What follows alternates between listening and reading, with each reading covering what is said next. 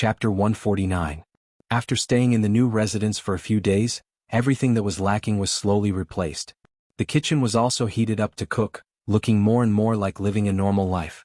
Yushu took some time to find a carpenter and set up a small manual abacus stall. It was 3 feet long and 2 feet wide, with 4 wooden wheels at the bottom and a hollow cabinet inside. She also made a banner with the words "You Family's Wonderful Calculation" written on it. She planned to find an auspicious day to set up the stall at Autumn Osmanthus Lane. Back to the day when Xia Mingming received the recommendation letter, he wasn't in a hurry to register. After moving to his new residence, he rested for a few days before taking the recommendation letter to the Imperial Astronomer's mansion. Who would have thought that he would leave in high spirits and return in disappointment? When he returned home, he sat in his room in boredom. When Yushu asked him about it, she hesitated before replying, "The officials in my mansion said that there's something wrong with my recommendation letter. They want me to make another trip." It was not easy to obtain a recommendation letter, so she was not thick-skinned enough to trouble him to write another one. Yushu and sat together and asked, "What's wrong?" Xia Mingming took out a piece of paper and pointed to the first line. "It says that the first paragraph needs to be written according to the rules, otherwise it cannot be counted." Yushu took the letter and looked at it. She saw that the handwriting was correct and the sentences were clear and there was nothing wrong with it. She asked suspiciously, "Rules? Is this Master Inu? Doesn't he know that the Celestial Commissioner has issued rules for writing recommendation letters?" Xia Mingming shook her head. "Master Yi Fang has a small reputation in Training Person Hall. He became a Master Yi many years ago." Hearing this, Yushu smiled coldly. "What rules?" She was afraid that the Celestial Commissioner's residence's official was deliberately making things difficult for her in order to gain some benefits. Only a silly girl like Xia Mingming would believe it and come back obediently. I'll pay a visit to Master Yi Fang tomorrow morning," Xia Mingming said with a bitter face. Thinking about how she had to lower her voice and beg for help, she was very depressed. "No need to go." Yushu folded the letter and returned it to her. "That official is deliberately making things difficult for you. Even if you write a few more letters, it won't be enough." Xia Mingming was puzzled. Why is he making things difficult for me? Yushu did not know how to explain to her, so she said, "Don't worry about him, I have a way to help you sign up. You don't need to go to the training hall for the next few days, just follow me." Xia Mingming was worried that it would be troublesome to ask for help again. After hearing Yushu's words, he naturally believed that she could solve the problem, so he agreed without thinking. However, the next day Yushu woke him up early. He saw her pushing a wooden wheeled cart with a blue flag with black characters on it. His expression changed. "What are you doing?" Xia Mingming wasn't at home when Yushu received the stall and banner the day before yesterday. Since they weren't in the same room, he didn't know what she was doing in private. He also didn't hear Yushu mention that she was going out to set up a stall. "I'm going out to set up a stall to do fortune-telling for people," Yushu answered matter-of-factly. "Let's hurry up and get a good spot." Xia Mingming was having none of it. "Setting up a stall on the streets? If you want to go by yourself. I don't want to embarrass myself." Yushu coldly snorted. "What's so embarrassing about being open and above board? Do you want to go or not? If you don't go, I won't care about your registration. You can thicken your skin and ask for another recommendation letter. Let's see if they will let you take the exam." Hearing this threat, Xia Mingming struggled in her heart. She was too shy to set up a stall on the street, but she was afraid of delaying the registration. Yushu didn't have time to wait for her. She said, "It's okay if you don't go. You don't have lunch. Xiaoxiu will accompany Jing Chen to the medical hall to get medicine. You stay at home and guard the door." Xia Mingming saw Yushu put the flag on the cart and went out without looking back. She really didn't want to care about her. She was anxious. She stamped her feet and chased after her. Early in the morning, there were a lot of people in Autumn Osmanthus Lane. Yushu pushed the stall and looked for a long time on the street. She found a place she liked the day before yesterday in a tavern. She had been here several times before, but no one set up a stall here. She was not afraid of occupying other people's place and causing a quarrel. Letting Xia Mingming watch the stall, Yushu went into the tavern to greet the tavern owner. After all, there were only advantages and no disadvantages. The tavern owner was an old man surnamed Sunday. He had a gentle temperament. Yushu talked to him. She first pointed out the feng shui of the tavern. She said that the pot of flowers was placed well and the curtain was hung well. She made the old man look at her in the eye. Then she talked about the stall in front of the tavern. She said, "My brother came to the capital to study Dian. He didn't have enough food and lodging, so he went out to earn some pocket money. He is just outside the tavern. He won't hinder your business. I hope the tavern owner will do me a favor. She then took out the barometer that Yu Xiaoxiu had copied for the past 3 days and handed it to him. She said, I'm not talented, but I have some knowledge about feng shui. I can remind you when it's raining or it's sunny. If the tavern owner has any questions, as long as it's related to the feng shui 8 characters, I can help you. There's no need to be polite. How could he not respond to her words? Tavern owner's son saw that this young man was somewhat wealthy and didn't seem like a playboy. Furthermore, there was a stall in front of the tavern. Perhaps he would be able to attract some business. He modestly agreed and ordered the waiter to brew a pot of cold tea. In a moment he would send it outside for Yu Shu to quench her thirst. Yu Shu thanked him. When she came out, she saw Xia Mingming standing by the side of the cart. He didn't know whether to sit or stand, as if he wanted to bury his face in the ground. She laughed to herself. She stepped forward and said, There's a stool, why aren't you sitting? She opened the hidden compartment below the cart and took out 3 stool. She opened it to the side for Xia Mingming to sit. She also took out a lot pot, a turtle shell, a yao coin, a brush, ink and an abacus. One by one she placed them on the stall. Finally, she unrolled the banner and inserted it into the handle of the small cart. Xia Mingming saw the words Yu family's brilliant fortune written on the banner. Looking at Yu Shu's youthful face, he couldn't help but snigger. Yu Shu, with her sharp ears, heard him. She turned around and asked, What's so funny? Tell me. Xia Mingming said, I'm laughing at how arrogant your banner is. If others see it, they'll think you're just boasting. Yu Shu didn't mind and said, Whether I'm boasting or not, I'm clear in my heart. What was an advertisement? If it wasn't boasting, could it be called an advertisement? There were new customers every day at Autumn Osmanthus Lane. Yu Shu and Xia Mingming were 2 young children. One was energetic and the other was beautiful. Setting up a fortune-telling stall on the street was quite eye-catching. Even their peers couldn't help but look, let alone passers-by. However, because of their age, people who asked for fortune-telling usually preferred to believe in older people. Of course, there were also people who wanted to join in the fun. Not long after Yu Shu and Xia Mingming sat down, someone came up to them. However, it wasn't a customer but someone who came to inquire. Little brother, you look unfamiliar. You're not a local, right? This person looked like a burly man with a mung bean-sized mole at the corner of his mouth. Yu Shu didn't judge people by their appearance, so she couldn't tell if he was a peer or a passerby. Big brother, you have good eyesight. My family is from the south. I'm not a local. Are you here to consult about this year's Diyuan examination? That's right. In previous years the capital was very lively at this time. Only children who didn't know about the Diyuan examination were not enlightened. Then why did you come here to set up a stall? Oh, you're quite well prepared. Hee, I'm here to collect some money for dinner. Big brother, do you want to ask for a divination? If it's not accurate, there's no charge. Yu Shu's last sentence made the man who was about to leave sit back down. Then tell me, when will I get rich? Xia Mingming secretly rolled his eyes behind Yu Shu's back. It should be known that there were 3 things people hated the most.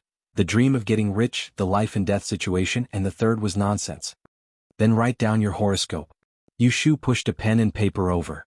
The ground ink was right next to her hand. The man wrote down his horoscope. Because he wasn't a rich person, there was no need to hide his horoscope. Yu Shu took it and looked at it. She shook her abacus and made a few calculations. When the man saw this, his face was full of surprise. Why are you making calculations on your abacus? Yu Shu freed a hand and pointed at the characters on the banner. She smiled and said, Isn't it written here? Wonderful foresight, wonderful foresight. Not foresight, not foresight. This was the explanation. If it is a wonderful foresight, then it must be calculated in a wonderful way. If it is not a wonderful way, then it is not a wonderful foresight. When the man heard Yu Shu's words, he laughed. Because of the black mark at the corner of his mouth, he looked even more fierce. Xia Mingming moved the stool and sat behind Yu Shu. Yu Shu used the horoscope to find the location of the life and death door for the man. After a few words, she didn't rush to tell him. Instead, she took out a red rope from a hidden drawer and cut a section. She signaled the man to stretch out his hand and tie it around his wrist. She made a beautiful bow and said, Today walk southwest. 500 steps, there will be a source of money. Remember, do not let go of the money within 3 days. Xia Mingming looked on curiously. She knew that Yu Shu was very good at determining the position of the 8 doors. Because when they left the forest by the river, they relied on her to lead the way using the 8 doors of life and death. But what did this red rope mean? The man saw Yu Shu's serious expression and grinned. The corner of his mouth moved up and down. He said, "How would I know if this method of yours is accurate or not? I still have to try. It's not good to pay now. What if it's not accurate?" Yu Shu waved her hand and said, "Big brother, just go. I said that you can't leave without paying. Whenever you come back, it will count." "Very good. If I really find a way to make money, I will come back to thank you." The man touched the red rope on his wrist and said a few words to Yu Shu. Then he walked away. He was indeed heading towards the west. It seemed that when he reached the south, he still had to make a turn. Those who ask for fortune-telling would rather believe it than not. As soon as the man left, Xia Mingming complained to Yu Shu in a low voice, "That person is obviously here to make money. But you, saying that you won't accept the money because you can't predict it correctly. This is exactly what he wants. Even if he can predict it correctly, why would he come back to give you money?" Yu Shu wrapped the red rope and said optimistically, "I am not anxious." "Why are you anxious? What business are you doing? The first few days will be a loss. It's not like you are the reincarnation of the god of wealth who can make money just by stretching out his hand." Xia Mingming could not win against her in an argument. She could only suppress her anger and asked again, "What's the use of wrapping the red rope around him? What kind of saying is this? Are you saying that the 8 doors with the red rope will be more accurate?" Yu Shu put the red rope back and held her chin with one hand. She turned her head and winked at him. "It's useless." Lu Mingming said, "Then why did you give it to him? It's not practical to just use your mouth. What can you give to make people believe you?" Xia Mingming thought for a while and understood. She looked at her with disdain. "You said it so nicely, but you are just trying to be mysterious." Chapter 150. Yu Shu used the excuse that she wouldn't accept money if she couldn't predict the future. In the morning, only 3 to 5 people stopped by their little divination stall. Whether it was asking for money or asking about misfortune, they didn't earn a single cent. Business was bleak. She and Xia Mingming spent most of their time sitting there like decorations. When it was noon, Xia Mingming made a fuss and wanted to go back. Of course, Yu Shu didn't ask her to leave. She gave her a piece of silver and sent her to buy a scallion pancake to eat. Lunch was just like that. In the afternoon, she did 2 free divination readings. When it was almost dusk, Yu Shu, under Xia Mingming's urging, unhurriedly closed up the stall. When she got home, the sky was still dark. As soon as she entered the door, she smelled the smell of medicine. Yu Shu called out and heard Yu Xiaoxiu answering her in the kitchen. She asked Xia Mingming to push the cart back into the house and went to the west room to find Jing Chen. There was a soft straw curtain hanging on the door. The door was half open, but Yu Shu still knocked on the door twice to go in. What surprised her was that Jing Chen wasn't lying on the bed. Instead, he was sitting at the table in front of the window, writing. When he raised his head and saw her come in, he held the brush in his hand and smiled at her. His expression was very pleasing to the eye. Yu Shu looked at him openly. She walked over and stood at the side of the table. She asked, "What's wrong?" "I asked the doctor to take a look. Did he say you're better?" Jing Chen nodded. He took a clean piece of paper and wrote on it, "It's a new prescription. I bought half a month's worth of medicine. I just drank it." Yu Shu lowered her head to look at the table. She wanted to see what he was writing just now, but she saw a piece of paper beside his hand. What was written on it was not words but drawings. She let out a soft sound. She took a closer look and saw a little thing squatting on the windowsill. It was black and white. Kim Bao jumped out of the paper and naughtily jumped down.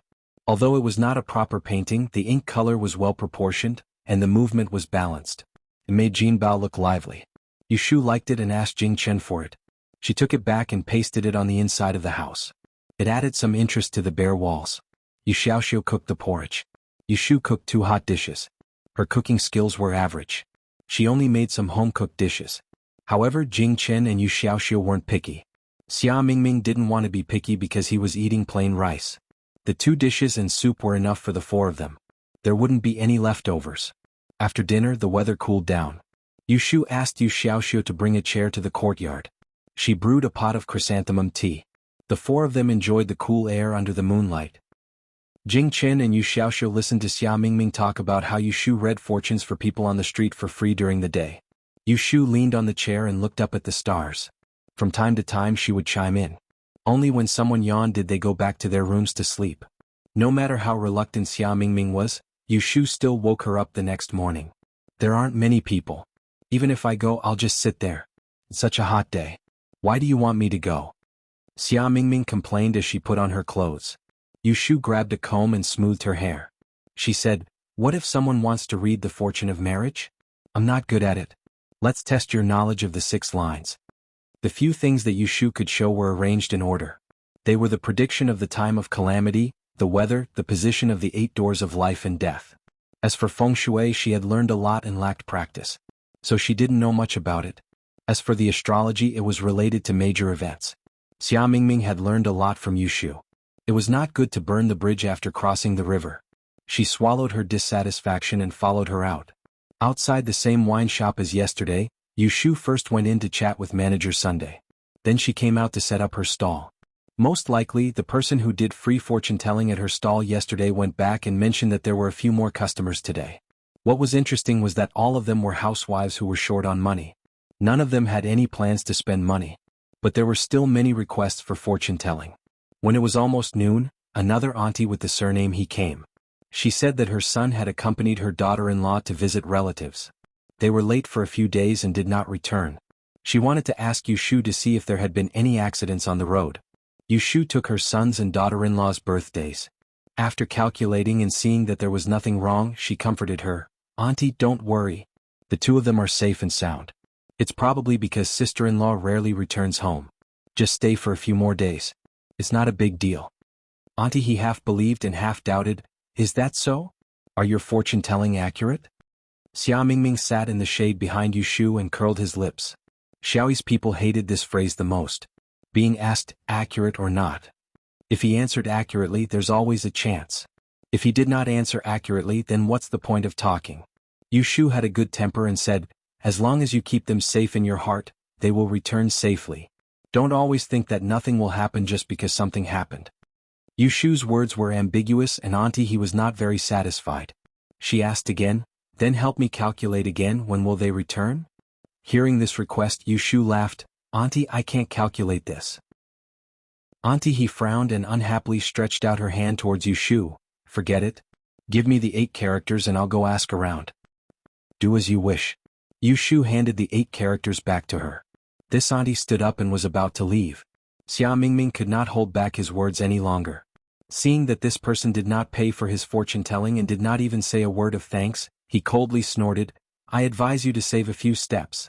Even if this was brought to the Celestial Commissioner, no one would be able to answer. Auntie He was about to leave, but when she heard this, she turned her head back and said unhappily, "Why can't you all tell? Why can't I go ask around? What kind of nonsense are you talking about? My legs are on my legs.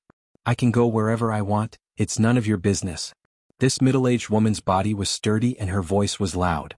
When she spoke, it was like she was quarreling. 2 sentences attracted the gazes of everyone on the street. Yushu secretly sighed and quickly raised her hand to cover Xia Mingming's mouth. She did not give him a chance to quarrel with her and said to Auntie He, "I'm sorry, my brother's mouth was a bit too fast. You can go ask around. Whether this fortune-telling is accurate or not, I won't charge you." Seeing that she had the upper hand, Auntie He said in a bad mood, "I see that you 2 are still young and haven't learned your skills. You're learning to come out and fool people. I advise you to go home early and not harm others and yourself." After saying this, they turned around and left. The passers-by on the street took their words out of context and thought that the 2 of them were trying to swindle people. They pointed at them and whispered to each other, but none of them said anything good. Not only did they not help, they were also bitten. Xia Mingming was so angry that he wanted to chase after the woman, but Yushu grabbed him tightly. She only let him go when the woman disappeared. "Why are you grabbing me? Look, she ran away." Xia Mingming turned his head and angrily said to Yushu, "Now we can't even explain ourselves. What reason do you have?" Yushu wiped the saliva on her palms on her clothes and sat down again. She was very calm even though there was a group of people on the street looking at her. "Of course we have reason. We were kind enough to help her read her fortune, but she wrongly accused us of swindling people." Xia Mingming angrily swung his arm. Yushu casually fiddled with the abacus and said in a voice that was neither loud nor soft, "That's because she's unreasonable, not because you're reasonable. She came to ask for her fortune. If we can calculate it, that's because we're capable. Whether she believes us or not is her business. If we can't calculate it, she can go wherever she wants. The road is wide open, how can you control where she goes?" Xia Mingming didn't refute. He more or less understood that she had caused trouble by talking too much.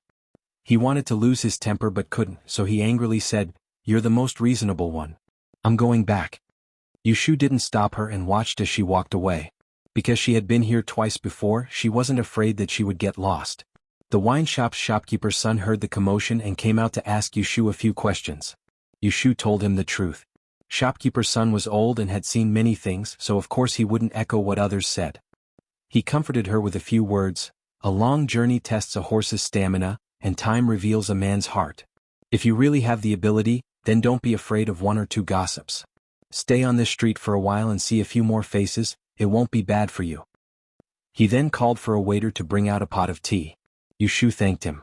No matter how the people on the street looked at her, no matter if there were people asking for her fortune, she stubbornly stood guard in front of the divination booth for the entire day. A straight body doesn't fear a crooked shadow, and a hard back doesn't fear a poke. Because Xia Mingming had caused trouble, he didn't have the nerve to imitate Yu Xiaoxiu and Jing Chen when he returned home. When he was asked why he returned home early, he made up a lie, saying that he wasn't feeling well. When Yushu returned home in the evening, she didn't expose him. However, when she woke up early the next day, she didn't wake her up again.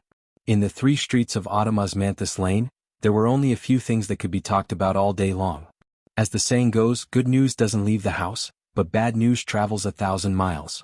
In just one night, almost half the street had heard of a young man setting up a divination booth to swindle money from people. Today, when Yushu opened her booth, she didn't see a single person asking for fortune-telling. Instead, there were people who specially came to this street to see who was the swindler. Today she had learned to be smarter. When she came, she brought a book to read. Even if no one came, she didn't just sit there and do nothing. Instead, she studied the 5 elements of feng shui and arranged a row of divinations. She treated this messy street as her own study, not paying attention to the outside world as she sat there for the entire day. Before sunset, she closed her booth an hour earlier. It wasn't that she couldn't sit still, but that there was a rain in the evening and she had forgotten to bring an umbrella. Just as Yushu was about to reach home, rain began to fall from the sky. This rain came so suddenly that many people who didn't have umbrellas in Autumn Osmanthus Lane ran into the nearby shops to hide from the rain. As the rain grew heavier, the wind became cold. Just as shopkeeper's son was about to ask the waiter to close the windows, he saw 2 rare guests walk in, patting the rainwater off their shoulders. Shopkeeper's son dismissed the waiter and walked around the counter with a smile. "Young Master Shi, are you here to hide from the rain or to drink?" "I made it." The youth walking in front smiled and turned his head to the youth behind him. "Brother Rue, let's first go upstairs and wait for the shopkeeper to go down to the cellar to get some wine. Today we'll drink achu." Before he could finish his words, the youth suddenly sneezed, shivering from the cold wind blowing at him. The youth wrinkled his eyebrows and ordered shopkeeper's son, "First boil a pot of hot tea and bring it over." The youth rubbed his nose and said in embarrassment, "It's nothing, just a bit of wind. It's not a big deal. We're here to taste wine, what's the point of drinking tea?"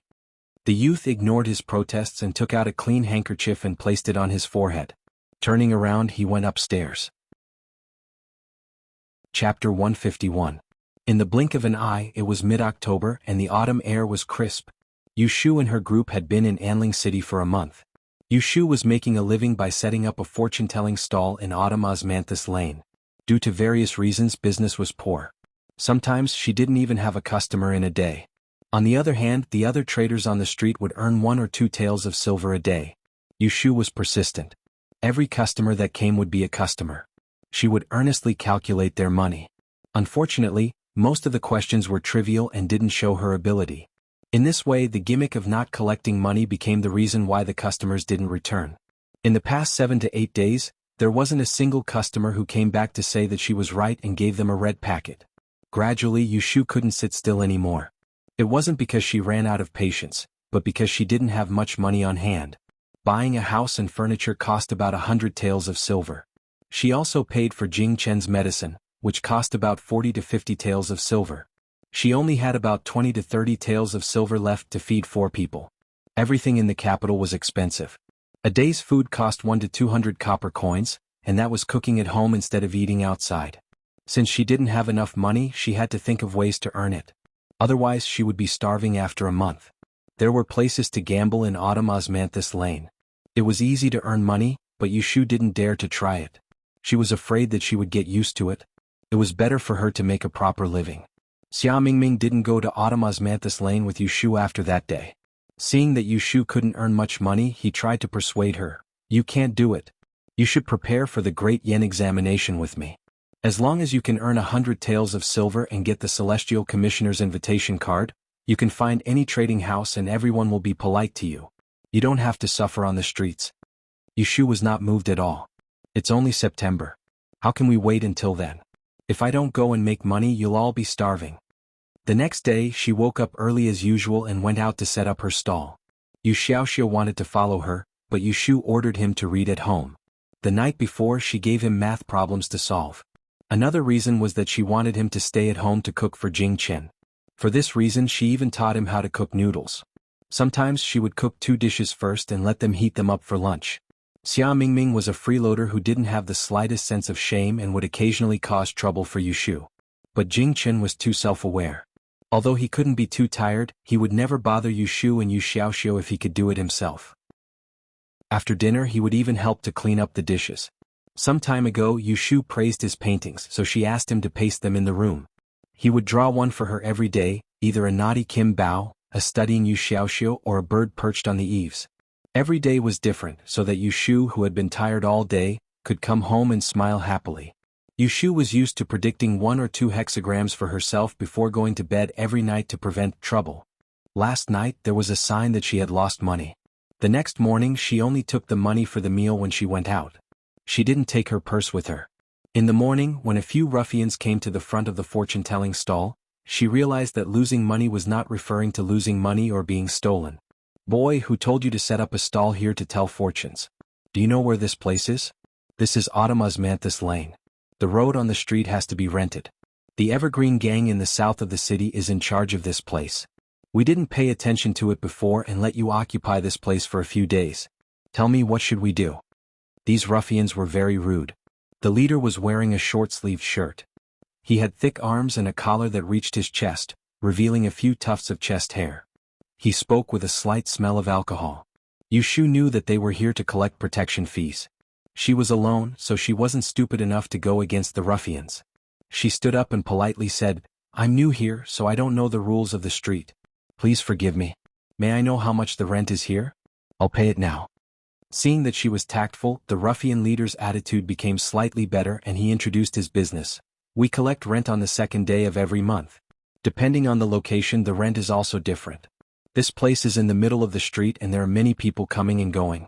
It's 10 taels of silver a month. Today is the 15th day, so you should pay 5 taels of silver. Yushu inwardly frowned. This group of people really dared to ask for 10 taels of silver a month.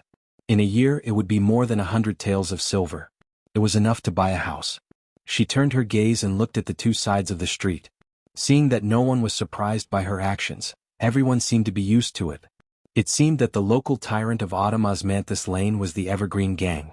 Yushu reached for her purse and touched nothing. Only then did she remember that in order to avoid trouble in the morning, she only brought food money with her. She cupped her hands and said, I'm really sorry. I woke up late this morning and forgot to bring money. How about I pay you tomorrow? Who would have thought that the ruffian leader's expression would immediately change? Wait until tomorrow? If you don't come tomorrow, then wouldn't you have occupied this place for a few days for nothing? His worries weren't without reason. Autumn Osmanthus Lane wasn't the only place in the south of the city where people moved. There were at least a dozen other places. Outside of Autumn Osmanthus Lane, they weren't under their control. Often, there would be people who didn't want to pay the protection fee and would move to another place every few days.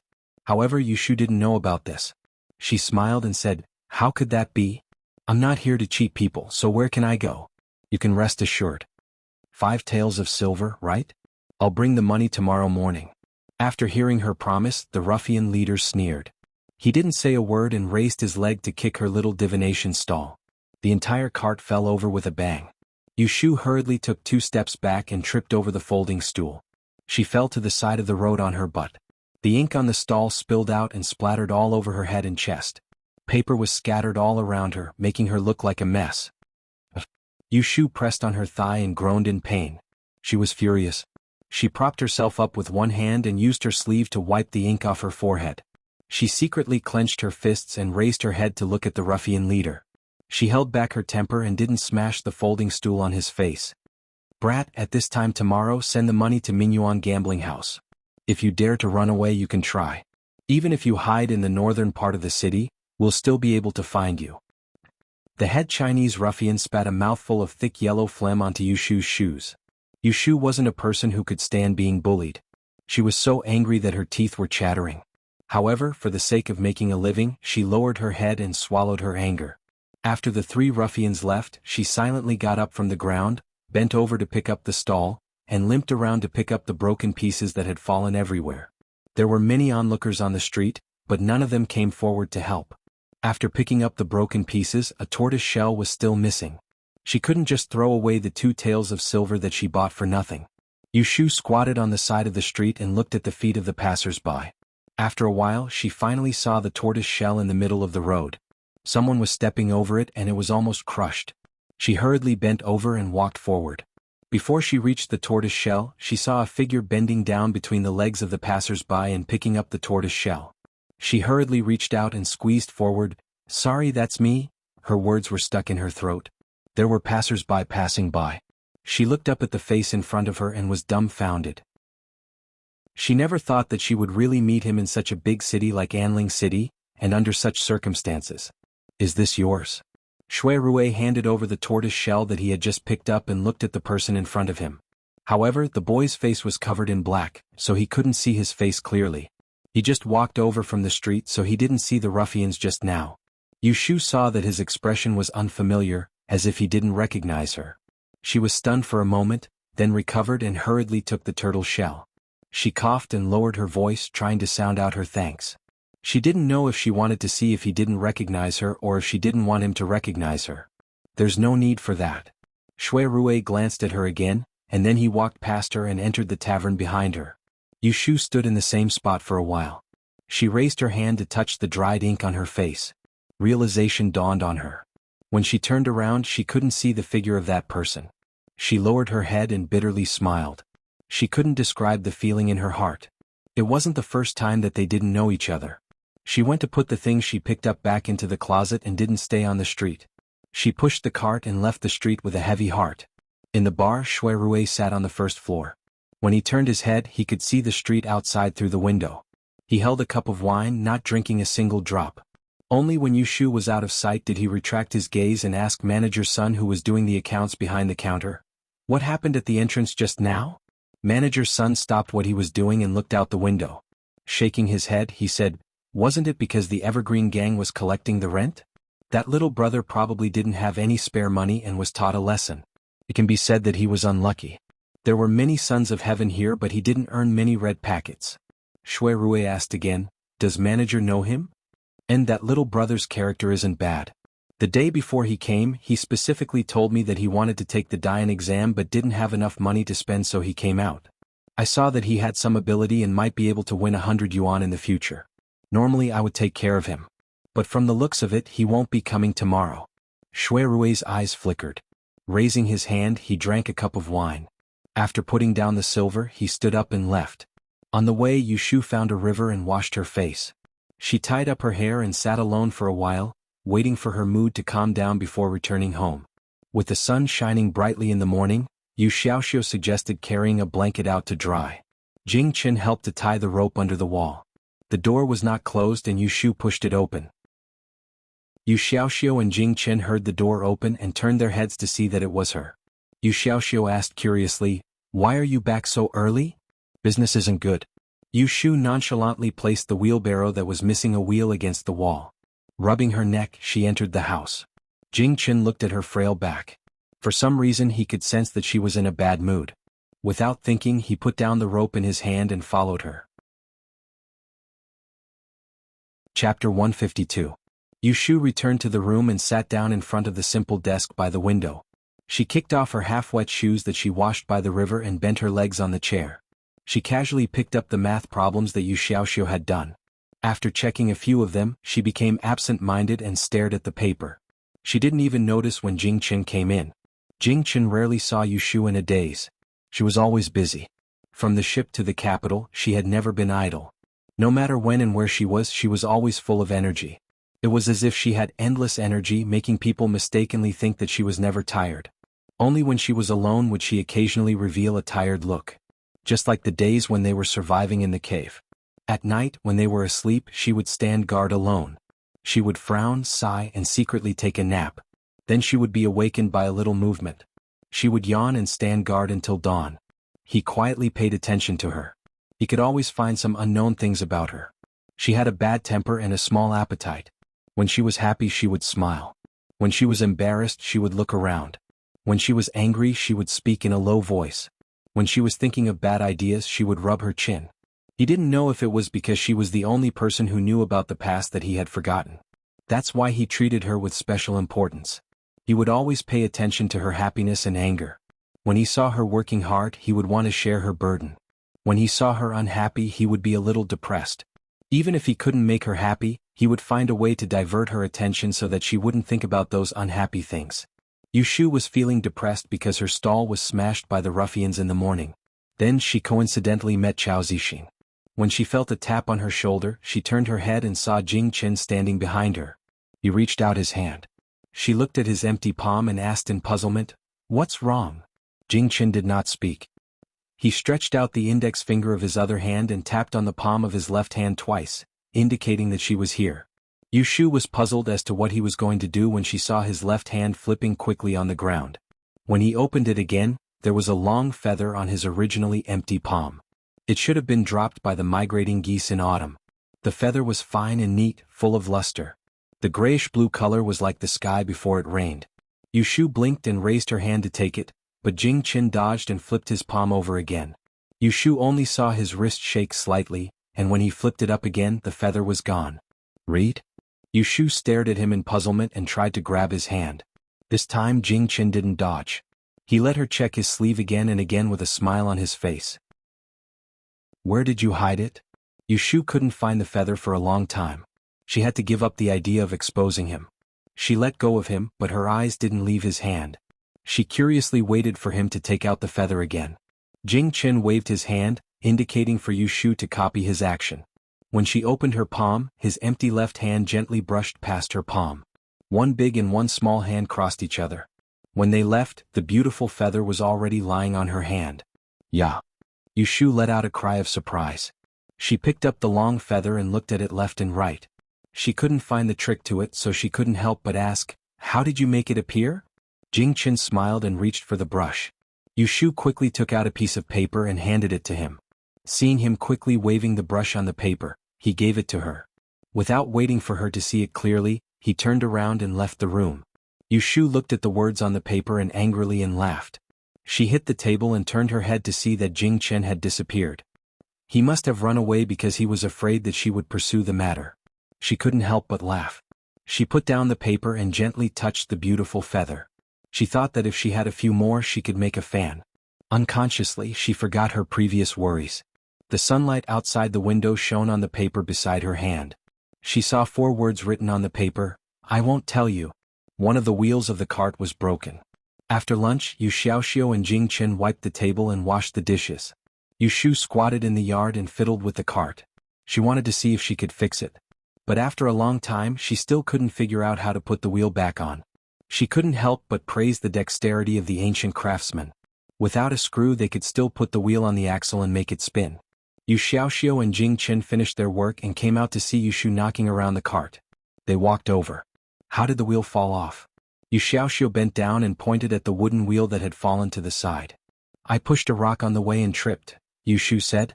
She was distracted and the hammer hit her finger. It hurt so much that she stood up abruptly with a hiss. She shook her finger twice and the hammer fell from her hand again, hitting her toe. "Ouch!" Yushu cried out in pain. She hugged her foot and jumped on one leg. Yu Xiaoxiu and Jing Chen quickly reached out to support her. "How could you be so careless? Quick, check if it's bleeding," Yu Xiaoxiu said anxiously. Although Jing Chen couldn't speak, he also looked at her with a worried expression. Yushu gasped and pointed to her head. My foot hurts." Seeing this, Yu Xiaoxiu hurriedly helped her back to the house to check if her foot was injured. Jing Chen wanted to follow them but was blocked by Yu Xiaoxiu at the door. He said perfunctorily, "Brother Jing, can you check if the cart can be fixed?" He then closed the door to prevent Jing Chen from seeing Yushu taking off her slippers and socks. Jing Chen looked at the closed door and stood for a while. When he didn't hear any more cries of pain from the house, he turned to look at the cart. With one wheel missing, the cart was tilted to one side and was on the verge of collapsing. Jing Chen picked up the hammer and supported the cart to check. He glanced at the edge of the table and saw half a vague footprint. He frowned and raised his hand to measure the size of the footprint. He was deep in thought. After the time it took to drink a cup of tea, Yu Xiaoxiu came out of the house and was surprised to see Jing Chen pushing the wheeled cart around the courtyard. With a look of amazement he asked, "Big brother Jing, you fixed the cart?" Jing Chen nodded and pushed the cart to a shady place. When he saw the door open he went in to see Yu Shu. When Yu Shu heard Yu Xiaoxiu said that Jing Chen fixed the cart, she limped out to take a look. She personally pushed the cart and confirmed that it was really fixed. She couldn't help but be happy. She patted Jing Chen's shoulder and praised, "You are really good. Now you don't need to find a craftsman to save money. I will cook a good dish for you tomorrow." The next morning Yu Shu was still the first to get up. After washing her face she went to the kitchen to cook. She planned to cook tofu for Yu Xiaoxiu and Jing Chen for lunch. After cooking, she untied her apron and saw Jing Chen washing his face in the corner of the yard. She greeted him, "Why are you up so early?" Jing Chen wiped the water off his face and gestured to her, "I will go out with you today." Ah. Yu Shu didn't understand what he meant. Jing Chen didn't explain much. After washing his face, he sprinkled the water on the small vegetable field in the yard. He went to the kitchen and got 2 bowls of porridge. He took them to the living room of the big house and waved to Yu Shu to eat. Yu Shu went out early. Every day after cooking she didn't rush to wake Xia Mingming and Yu Xiaoxiu up. She only woke them up before going out. These days Xia Mingming often stayed out all day. Yesterday Yu Shu gave her a few taels of silver to make lunch. After breakfast, Yu Shu went into the house to wake Yu Xiaoxiu up. When she came out she saw Jing Chen waiting for her at the door with a cart. Only then did she understand why he woke up so early. "You want to go with me to set up a stall?" When Yu Shu saw Jing Chen nod, she didn't know if she should be happy or embarrassed. She looked him up and down and teased him, No. If you sit on the street for a day your body won't be able to take it. If you faint, I won't have to carry you back." Hearing this, Jing Chen couldn't help laughing. He felt a little unhappy. He grabbed her hand and wrote, "I won't be so weak." After he finished writing, as if he wanted to prove the truth of this sentence, he grabbed the edge of the table and easily carried the heavy cart to the steps outside the door. He turned his head and signaled Yu Shu to come out quickly with his eyes. "I don't know what to do with you." Yu Shu looked at him helplessly and hid the smile on her face. She deliberately said, "Okay then let's go together. But let's make this clear. If you faint, I will leave you on the street and come back alone." Hearing this threat, Jing Chen nodded seriously as if saying, "Okay." Yu Shu couldn't help laughing. She closed the door and pushed him to the side. She grabbed the cart and pushed it herself. When the two arrived at Autumn Osmanthus Lane, they set up a stall outside the tavern. Yu Shu took out a stool and let Jing Chen sit down. She told him, "Jing Chen, wait for me here. I will go buy something and come back later." Yu Shu planned to go to Mingyuan Casino to pay the protection fee, so she asked Jing Chen to look after the stall. In any case, she didn't see many customers all day long. She wasn't afraid that someone would come to read her fortune when she wasn't around, so she didn't tell him anything else. Jing Chen obediently nodded. He watched as Yu Shu walked away. When she disappeared at the corner of the street, he turned his head and placed his hands on the table. He didn't look around and just looked at the stone pavement in front of him, waiting for Yu Shu. He didn't look at people, but it didn't mean that no one was looking at him. Jing Chen's appearance was extremely good. His eyes were clear and handsome. Although he had lost his memory, he had cultivated for many years and didn't need to wear luxurious brocade clothes. He had a delicate temperament and his eyes didn't look at anything impure. He just sat on the roadside and was very eye-catching. Passers-by rarely turned their heads to look at him, especially young girls who were at the age of love. They didn't know many handsome men. Once they saw him they couldn't help but sneak a peek or stop to look. The people of De and were considered civilized. Men and women were guarded against each other, but they didn't care about small details. They didn't go to the extent of cutting off hands and feet when they rubbed shoulders. If they said anything, it would be considered not following the etiquette of a woman. Since Yu Xiaozhen was quick, a brave young lady came up to the stall and pretended to ask for his fortune. Jing Chen could only shake his head. Seeing that the other party didn't understand and didn't want to leave, he took out a pen and paper and started to write. Because Yu Shu had told him earlier that he couldn't write the ancient script, he imitated the handwriting he had seen in a book the day before and told the person that he couldn't speak. Who would have thought that the other party would take pity on him? Seeing his handwriting, she even sat down to talk to him. Not long after, a few more people came up. In less than the time it took to burn a stick of incense, there were actually 3 or 4 people gathered in front of the stall. Chapter 153. Yushu found the Mingyuan Casino on the west street of Autumn Osmanthus Lane. It was a 2-story building, but it wasn't as grand as she had imagined it to be. However, the signboard was bigger than the other casinos on the street. Only one of the 3 doors was open, and there was an oily yellow leather curtain hanging from the outside with the word gambling clearly written on it. As soon as Yushu entered, she was hit by the sour smell of sweat. The hall was filled with the noise of people talking and gambling. It was autumn in September, but there were people who were shirtless, revealing their fat back. Yushu was sick of the smell, so she resisted the urge to turn around and leave. She quickly searched the hall and found a man who was drinking tea alone in an inconspicuous corner. He looked like a manager, so she avoided the crowd and walked towards him. When she got closer, she saw that the man had a scar on his face, from the left side of his forehead to the side of his nose. It looked a bit ugly, but the strange thing was that this man didn't look fierce. He was around 30 years old and looked very calm. Yushu stopped and went forward to talk to him. "Brother, may I ask who are you looking for to pay the rent for a divination stall in Autumn Osmanthus Lane?" The scar-faced man raised his head and glanced at her, but didn't answer. He reached out and waved somewhere else.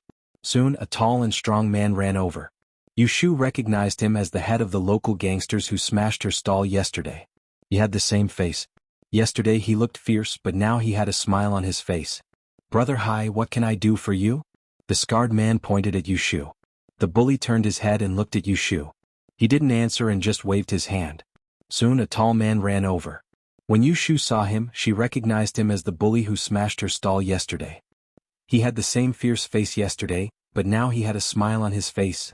"Brother Hai, what can I do for you?" The scarred man waved his hand. The bully looked at Yushu and said, "Come with me." Yushu first thanked the knife-scarred man before leaving with him. The 2 of them squeezed to the side of the casino counter. The leader of the local gangsters placed one hand on the counter and said to Yushu with a fierce face, "Did you bring the money?" "I've brought it." Although Yushu was still angry at the ruffian, she didn't show it on her face. She took out an ingot of silver she had prepared earlier and handed it over. He weighed it in his hand twice, then passed it to the waiter sitting behind the counter and said, "The piece of land in front of Old Sun's Tavern is for this half a month." The waiter took the money and immediately wrote on a piece of paper. He handed it to Yushu and took out a small piece of paper. When the plate of cinnabar was placed on the table, Yushu looked at the piece of paper with the words, "In front of Sun's Tavern, September 15th and 5 taels" written on it. She didn't understand what it meant. The head ruffian impatiently urged, "What are you staring at? Sign your name and leave your fingerprint." Yushu didn't understand and asked, "What's this for?" She didn't know what this was for, so how could she just casually sign it? What if she sold her out? "I'm asking you to sign it, so hurry up and sign it. Why are you talking so much nonsense?" The head ruffian shouted at Yushu. Yushu tilted her head to avoid his spit. She sneered inwardly. Sooner or later she would give him 2 slaps to vent her anger. She then went to ask the waiter who was doing the accounting. The waiter was quite easy to talk to. When he heard her question, he explained, "Write your name at the bottom and leave your fingerprint. That piece of land will be rented to you. If anyone tries to snatch your territory, just bring this note to our Evergreen gang. I guarantee that you won't be at a disadvantage. Remember to pay the rent next month, otherwise this note will be invalid." When Yushu heard his explanation, she was quite surprised. She originally thought that the protection fee was for nothing. But now it seems that it was quite useful. At least, she didn't have to worry about others snatching her territory. After Yushu signed the note, the head ruffian left. She didn't rush to leave. Instead, she asked the waiter about the scar-faced man who was drinking tea in the corner. The waiter was probably bored sitting at the counter early in the morning, so when he heard someone talking, he was happy to chat. From the waiter, Yushu found out that the scar-faced man had a powerful background. He was the vice leader of the Evergreen gang. Today he came down to patrol and coincidentally ran into Yushu. This person's surname was Su. Previously, Yushu heard the head ruffian call him Brother Hai. His real name was Tseng Hai. Listening to the waiter's respectful tone, Tseng Hai had been practicing martial arts for many years. He was skilled in martial arts and was a martial artist. No wonder when she saw him sitting calmly, he must have the confidence of a martial artist. Yushu wasn't interested in Beaver Hai. She just wanted to understand the strength of the Evergreen Gang. She asked enough questions and was afraid that the waiter would notice something, so she changed the topic. Little brother, where is the E district? I want to try my hand. It wasn't that her hands were itchy, but the 5 taels of silver that she had to pay for half a month made her heart ache. She couldn't defeat the evil forces, but she could at least be self-sufficient and win back the protection fees for the next month. When the waiter heard this, he laughed. Brother, you must be someone from outside the capital. You haven't been here for long. There's no place in the south of the city that dares to gamble openly. Yu Shu was surprised. Why is it that people are not allowed to gamble in Enling? It can't be. She always thought that the bigger gambling houses would have gambling houses. There was no rule in Yang City that forbids people from gambling. The waiter said, it's not the whole of Enling. It's just that the south of the city is not allowed, but the north of the city is allowed. If you want to gamble, you have to go to the north. Yu Shu had a strange look on her face. What's going on? Why is it not allowed in the south of the city but allowed in the north? The waiter said, we have a saying in the capital. You haven't heard of it, right? Yu Shu cupped her hands and said, please enlighten me. It says that there is a Qianyuan road that separates the south and the north. The 3 religions and the 9 streams converge in the south of the city, and the wealth and glory gather in the north. It was not difficult to understand this saying. This was the first time that Yu Shu heard of it. She felt that it was interesting. Just when she was about to ask the waiter to tell her more about Enling, she heard a shout behind her. Xiaoqi, why are you slacking off again? Hurry up and settle the bill. After being caught, the waiter called Xiaoqi was too embarrassed to continue chatting with Yu Shu. He pretended to be busy and whispered to her, okay, I have to work now. You can go and do your work. Since we've been talking for so long, let me remind you that there are actually gambling places in the south of the city. However, they are not in the open. Our Evergreen Gang has an underground place.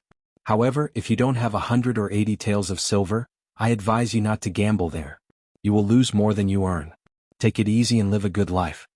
When Yu Shu heard this kind advice, she thanked him and left. Before she left, she looked at the corner where Master Zhai was sitting. However, he was nowhere to be seen.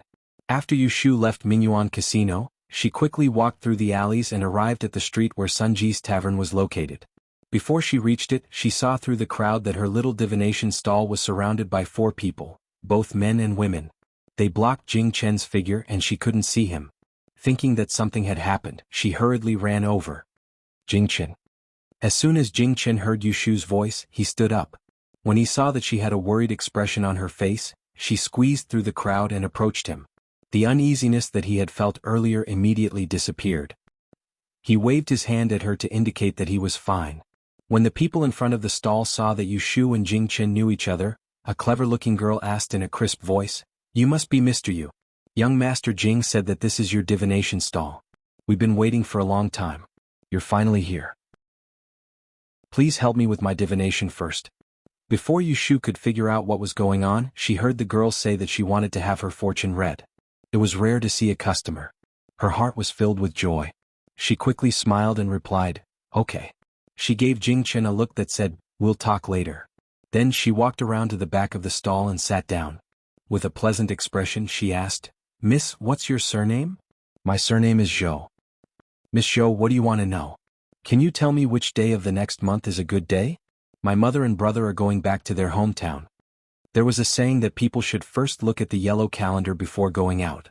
However, this saying was meant for modern people. In ancient times, the yellow calendar was only used by the emperor's family. If ordinary people wanted to choose an auspicious day to do things and avoid disasters, they would have to ask for divination. For example, moving house, meeting friends, burying people, getting married, etc. Very well, wait a moment, I'll give you a palm. Yu Shu was not very good at arranging the calendar, but she knew enough. She let Jing Chen help her grind the ink, and then she picked up the brush to do the divination. Before she finished writing, she heard Miss Zhou's snickering.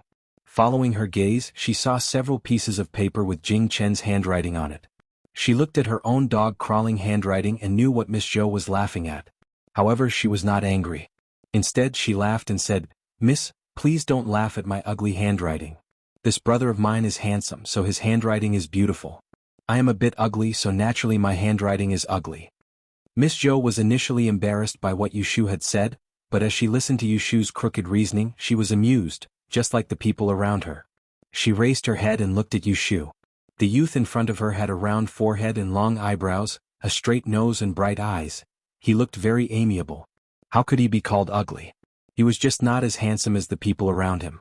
Jing Chen looked at how Yushu was able to make the young lady laugh with just a few words, and how she handled the situation with ease. He could not help but admire her. Yushu only joked with the young lady for a while before she started to calculate seriously. About the time needed to drink a cup of tea later, she put down her brush and said to Miss Zhou, "The 3rd, 5th and 11th of the next month are all good days to visit relatives. May I ask your mother and your brother, what is their zodiac sign?" Miss Zhou did not know the reason behind Yushu's question, but she still cooperated and told her, "My father is Xiao Niu, my brother is Xiao Ji." Yushu reached out her hand and drew a line on the paper. She said, "Then the 5th. On the 3rd day you rush the evil ox, on the 11th day you rush the chicken, and on the 5th day you rush the best." Miss Zhou nodded and did not hesitate. "Thank you for your trouble. How much is it?" This was the first time since Yushu set up her stall in Autumn Osmanthus Lane that someone asked for money. Yushu was not stupid enough to say, "I don't need to pay if I can't calculate it." She quickly compared the market price and said, "You are the first customer today. 50 copper coins will be enough." In other places it was 1 dime of silver, but when it came to Yushu, it was reduced by half. As soon as Miss Zhou heard that it was cheap, she happily counted half a string of copper coins and placed it on the table. She looked at Jing Chen again before she left in satisfaction. Yushu looked at the money on the table and her eyes almost turned red. After enduring for so many days, she finally made a profit. She happily turned her head to look at Jing Chen, who had just helped her get her first business. She thought that this fellow was really good at attracting money. It seemed that Ji Duxing's divination was not so bad that there was no cure for it. Suddenly Yushu's smile froze. She stared at Jing Chen and suddenly remembered something. She pressed the table and stood up. She stood on tiptoe and looked at Miss Zhou, who was about to disappear. After saying that, she anxiously chased after her. "Jing Chen, you look after her first, I'll be back soon." Chapter 154. Jing Shan watched from afar as Yushu caught up with Miss Zhou, who had just asked for her fortune. She gestured with her hands and feet and said something. After a long while she turned around and came back. Looking at her expression, it was unknown why she was no longer as happy as before. There were still a few people waiting in front of the divination stall. Yushu returned to the side of the divination stall and hurriedly took a pen to write down a string of 8 characters on the paper. Then she apologized to the customers. "I'm really sorry. I have some urgent matters to attend to and need to go home. I'm sorry to have made you wait for so long. How about this, come back to me tomorrow. I won't charge you money to read your fortune for you." The few of them had been waiting for a long time and were unhappy when they saw that the divination was not successful. When they heard the second half of Yushu's words, they showed their dissatisfaction and left one by one. After sending these people away, Yushu began to clean up the divination stall. Jing Chen tugged at her sleeve in confusion and asked her with his eyes what was wrong and what urgent matters she had to go home for.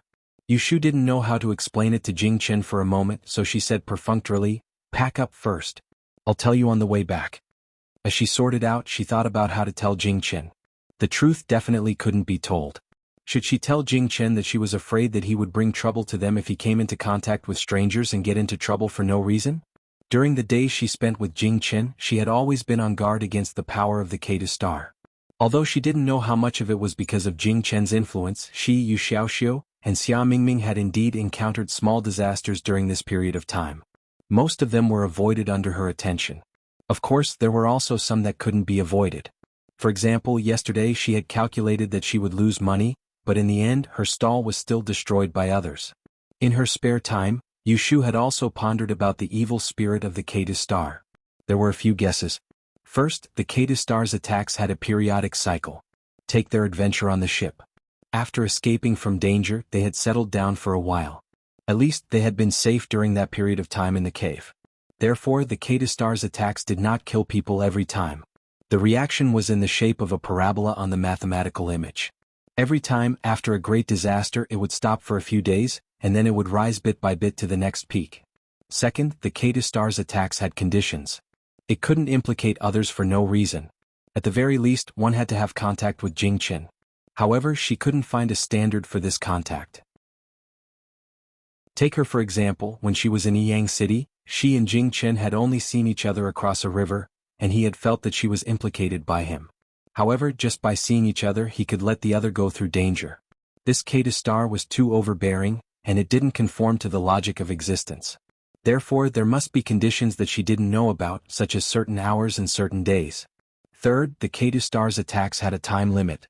If one was implicated by a disaster, then even if they didn't immediately get unlucky, they wouldn't stay dormant for too long.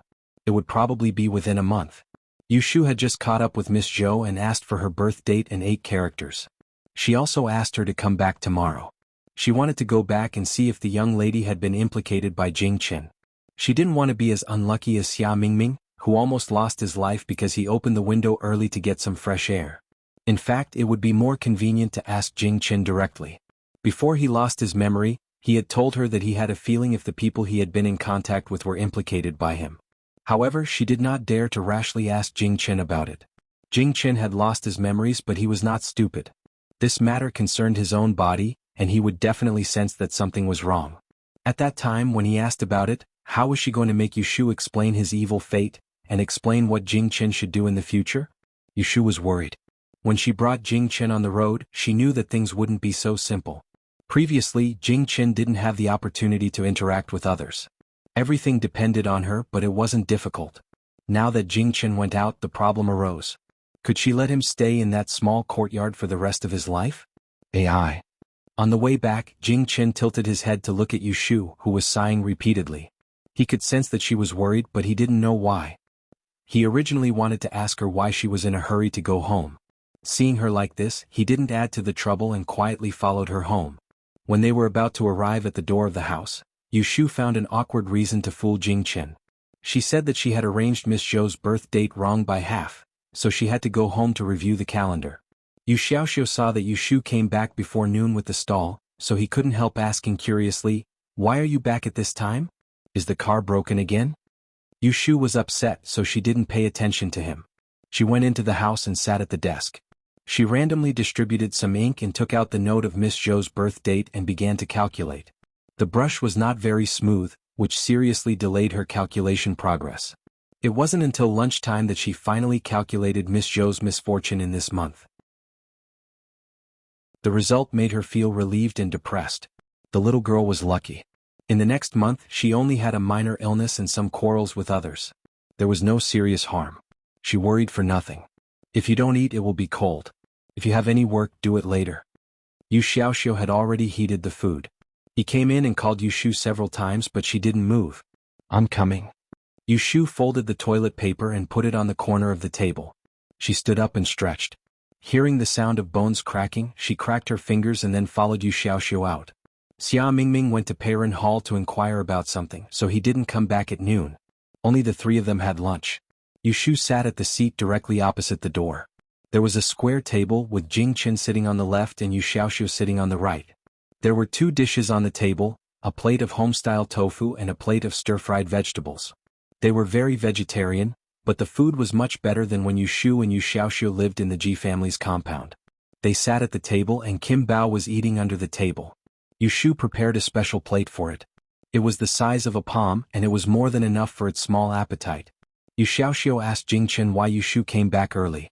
Seeing that Yushu was not in a good mood, he thought that his mother was unhappy about the wrong divination. He didn't mention it again but begged, "Brother, I've been bored at home for a few days. Can I go out with the divination tomorrow?" Yushu said, "I'm bored. Let's go out for a walk after lunch. On the way we can get vinegar on the back street." She didn't plan to take Jing Qin out with her tomorrow. If Yu Xiaoxiu wasn't at home, who would cook for Jing Qin? Yu Xiaoxiu curled his lips. He knew what she was thinking, so he exposed her. "You're afraid that Brother Jing won't be able to eat at home alone, right? Don't worry. I taught him how to make a hot meal a few days ago. He won't starve to death if he's left alone at home." Jing Qin stopped chopping and looked up at Yushu. He felt a little funny in his heart.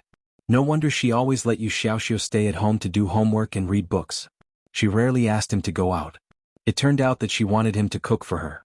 Yushu put the bowl on the table unhappily and scolded him, "Watch your words." Yu Xiaoxiu knew that his words angered Yushu, so he didn't dare to talk back. He lowered his head and admitted his mistake, "I was joking." He then apologized to Jing Qin, "Brother Jing, I didn't mean anything else." Jing Qin shook his head, indicating that he didn't mind. He then smiled at Yushu, telling her not to be angry. Yushu snorted and said, "Tomorrow both of you stay at home. No one wants to go out." Seeing that Jing Chen and Yu Xiaoxiu nodded their heads, she picked up the bowl and continued eating. Now she didn't have to worry about Jing Chen going out with her tomorrow. Xia Mingming came back in the middle of the afternoon with a long face. Anyone could see that she was not in a good mood. Yushu was teaching Yu Xiaoxiu how to use an abacus in the room. She came in without knocking, sat on Yushu's bed and stared at the two of them. Yushu patted Yu Xiaoxiu to let him continue practicing. She walked to her side and asked, "What's wrong?" Xia Mingming said in a muffled voice, "I went to look for Mr. Fang this morning." Mr. Fang was the one who wrote the recommendation letter to Xia Mingming. When Yushu heard this, she knew what she was angry about.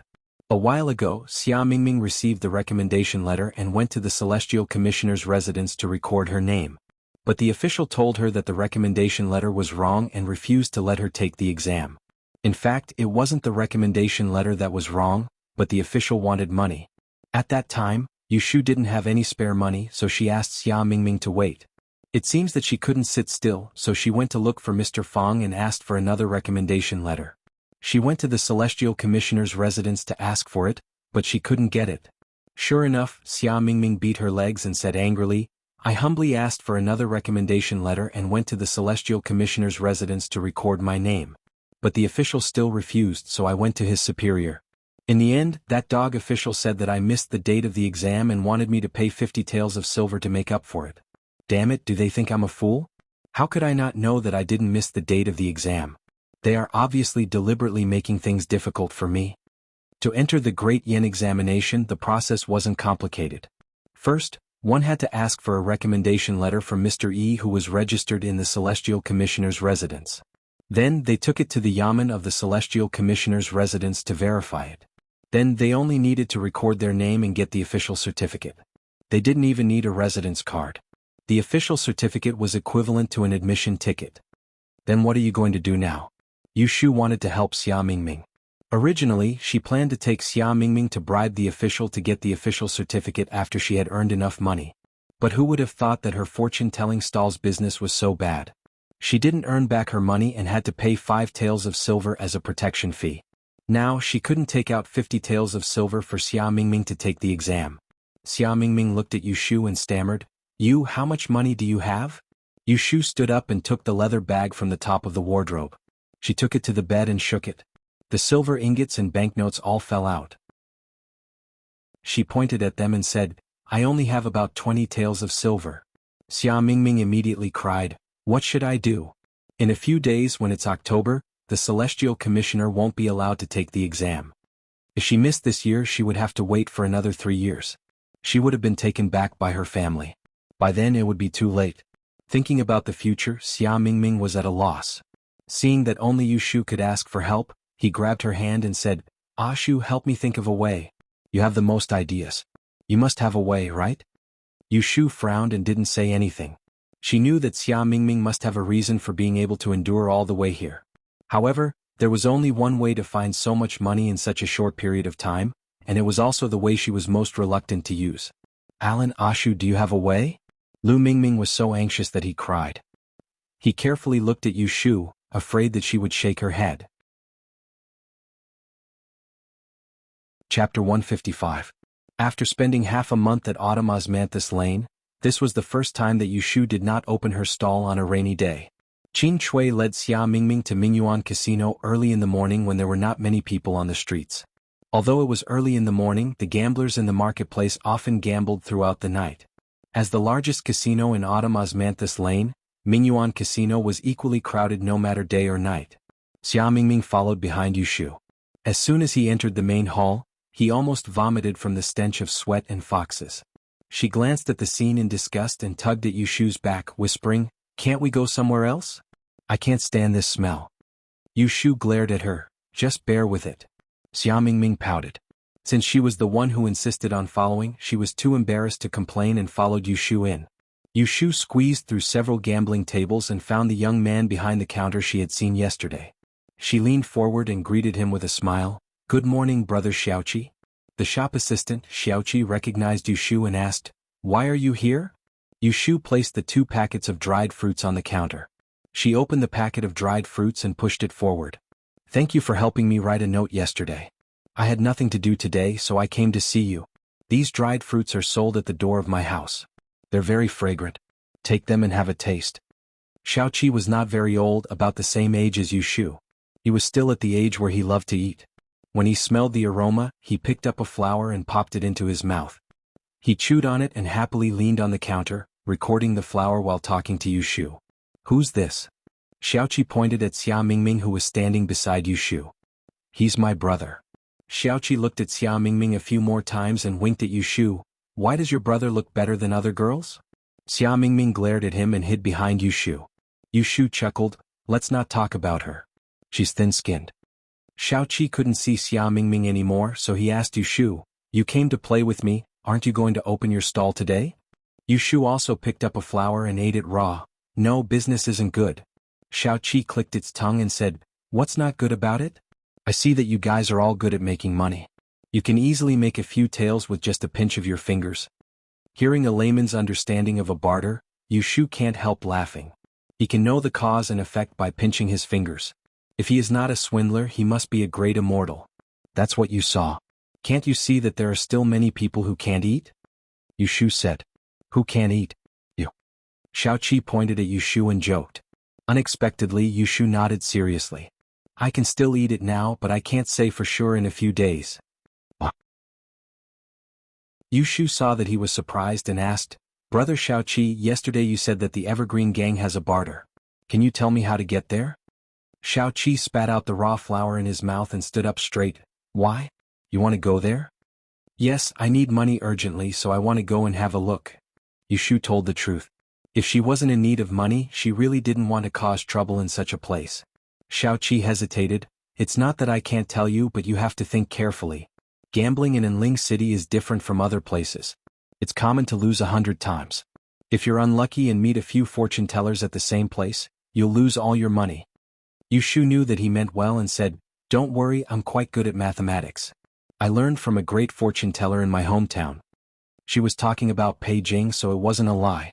She did learn accounting from Beijing. When Xiaoqi heard this, he didn't try to persuade her anymore and told her how to enter the barter. It turned out that the Evergreen Gang's barter wasn't open every day. It was open on a single month and on a single day on a double month. The location wasn't fixed either. You had to come to Mingyuan Casino first and get an entry slip before you knew where to go. Therefore, if one didn't walk the streets often and knew people, it would be impossible to find a gambling place in the south of the city. Yu Shu had accidentally befriended Little Qi and struck up a conversation with someone. That was how she got to know Little Qi and got the directions. Here you can only enter with this slip. Xiaoqi rummaged under the counter and found a yellow slip the length of a finger. He said to Yu Shu, but you have to pay for it. How much? Yu Shu reached for her purse without hesitation. 5 taels for one. Yu Shu's hand trembled. She cursed under her breath, but she still took out her money. She counted out half a bag of silver and placed it on the counter. She took the slip from Xiaoqi's hand and examined it. The entry slip was crudely made. On it were the words Year Ninwu Chrysanthemum Spring Fragrance House and so on. There was a red stamp on the back. Before Yu Shu could see what was on the red stamp, Xia Mingming stretched out his hand and asked curiously, Let me see. Yu Shu passed the slip to him. Seeing that Xiaoqi had put away the money, she thanked him.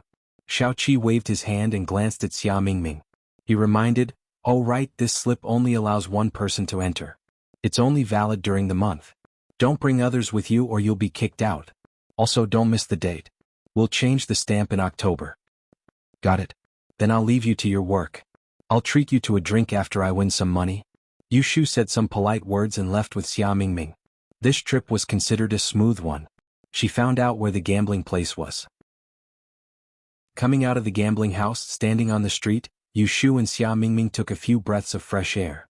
Ashu, do you know where this spring fragrance house is? Xia Mingming asked with the slip in his hand. Yes. In order to find a place to set up a stall, Yu Shu had walked around Autumn Osmanthus Lane. Seeing the name of Spring Fragrance House, it was not difficult for her to remember the sign she had seen before. She frowned. It was not a good place. It was a brothel on the street behind Autumn Osmanthus Lane. Then shall we go now? Xia Mingming was eager to try. Not us. I'll go alone. Yu Shu took the slip from his hand. Didn't you hear what he said? One slip only allows one person. Xia Mingming's face fell. Then what about me? You stay at home. Not to mention that she did not have extra money to buy another ticket. Even if she had extra money, Yushu did not intend to take Xia Mingming with her. Xia Mingming was a troublemaker. She did not know what trouble he would cause if she really went. Xia Mingming knew that they did not have enough money, but they still wanted to stay to gamble. So she did not ask Yushu to buy another slip. Then do you have a reason to go now? Not now. Tomorrow. Can't we go today? Of course, Xia Mingming hoped to get the money as soon as possible. Only when she got the admission certificate could she be at ease. Otherwise, she would not be able to sleep at night. I can't go today. Why? Because it's September now. What's wrong with September? Xia Mingming asked in confusion. Yushu looked at her disdainfully. Next time you go out, okay? It was an odd month with 2 days. It was September now, and today was the 23rd. What could she do there? Go to a brothel? As soon as Yushu and Xia Mingming returned home, Yu Xiaoxiu and Jing Chen greeted them. The former asked, "How was it?" Xia Mingming begged Yushu yesterday, and Yu Xiaoxiu was also present. Xia Mingming did not hide it from him. After dinner, Xia Mingming let it slip, and Jing Chen also knew that Yushu was going to gamble in order to raise money for Xia Mingming. Yu Xiaoxiu actually did not approve of Yushu gambling with their living expenses, but because Xia Mingming was present, he did not make it obvious. Well, I found everything. I'll go and have a look tomorrow. Yushu sat down and drank some water. Seeing that the matter was settled, Yu Xiaoxiu couldn't help but say, "Can't she not go? If she doesn't pass the exam, the money will be in vain." Xia Mingming was unwilling. Who do you think can't? I'm talking about you. Yu Xiaoxiu said bluntly. You're not as good as my brother in learning. My brother doesn't want to go, but you insist. You don't have a single cent to spend, and in the end, my brother has to think of a way for you. Xia Mingming was embarrassed by his words and his face turned red. After a while, he thought of something to say. I don't need you to worry about it. Why do you care so much? Who cares about you? I'm just worried that my brother will suffer. Yu Xiaoxiu and Yushu had been eating and sleeping together for the past few days, so his mouth wasn't as dumb as it used to be. Furthermore, he was still young, so he didn't need to be humble. Thus, he was able to gain the upper hand when arguing with Xia Mingming. Yushu was annoyed by the two of them. She suppressed the urge to give each of them a slap on the head. She put down the teacup and went back to the inner room. Jing Chen saw this and stood up as well. They were still arguing outside. Yushu sat at the desk, playing with the beautiful feather that Jing Chen gave her. Jing Chen stood beside her, moved the inkstone, grinded the ink and wrote on the paper. Can I go with you? Yushu looked at the paper and tilted her head to look at the handsome Jing Chen. Suddenly, she remembered the time when Jing Chen went to the Ji family's Baoran casino to win money with her in Yang City. She did not expect to encounter a similar situation again. She was moved, so she mentioned the past to Jing Chen. A few months ago we met in Yang City. At that time, one of my elders was seriously ill and needed money. I went to the casino to win money. I was afraid that they would embarrass me, so I specially asked you to be my bodyguard to protect me. Do you still remember? Nose Dust tried hard to recall, but he had no impression at all. He shook his head with some disappointment. Seeing that he couldn't remember anything, Yushu smiled and looked back at the feather in her hand. She did not intend to tell Jing Chen that at that time, she was thick-skinned and asked him for help, so he agreed to accompany her. Unlike now, he took the initiative to ask. But this time she could not bring Jing Chen. 50 taels of silver in the capital was not much at all. There were many rich people here. As long as she controlled the amount well, she would win and lose tomorrow. She would earn 50 taels of silver in silence. It should not cause any trouble. She calculated for herself last night. Chapter 156. On this day in September, Xia Mingming was the first one to wake up. When Yushu was woken up by her knocking on the door, the sky had just brightened.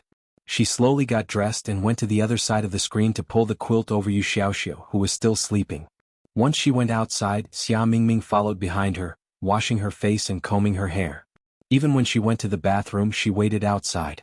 Seeing that Yushu was calm, Xia Mingming was anxious but did not dare to rush her.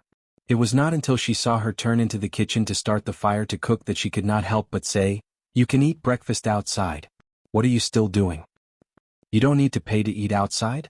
Yushu directed her to add water to the pot.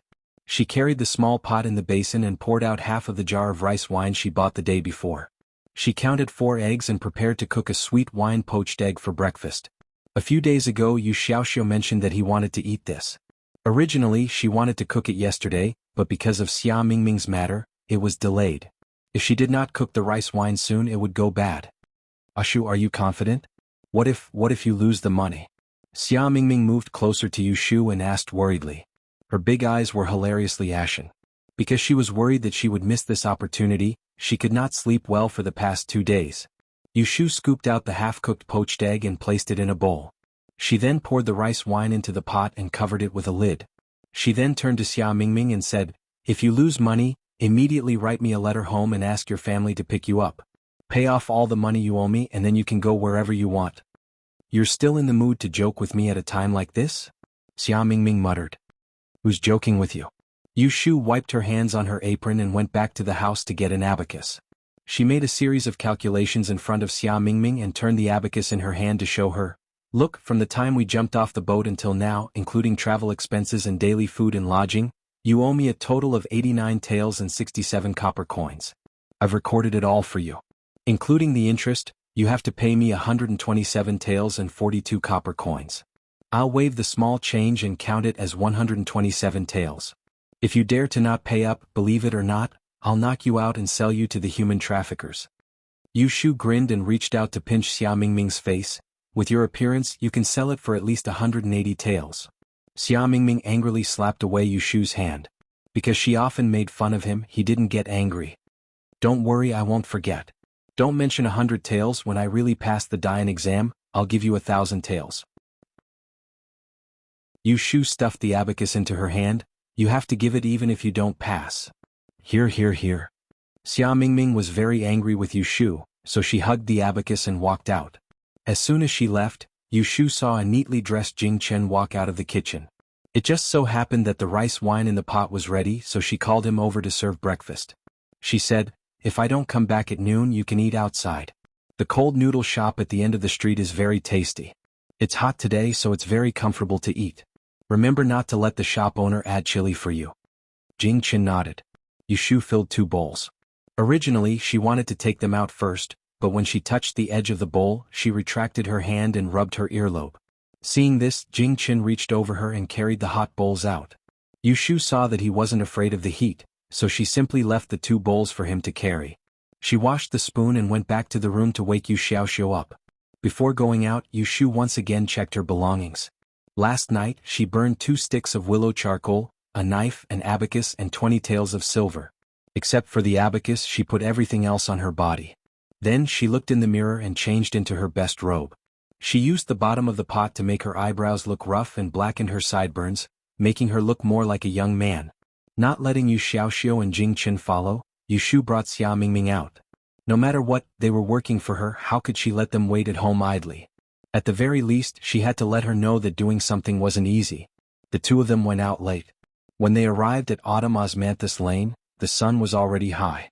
Yu Shu turned 2 streets and found Spring Fragrance Brothel. There weren't many customers in the brothel during the day. 2 fair and clean-looking women sat in front of the brothel eating melon seeds.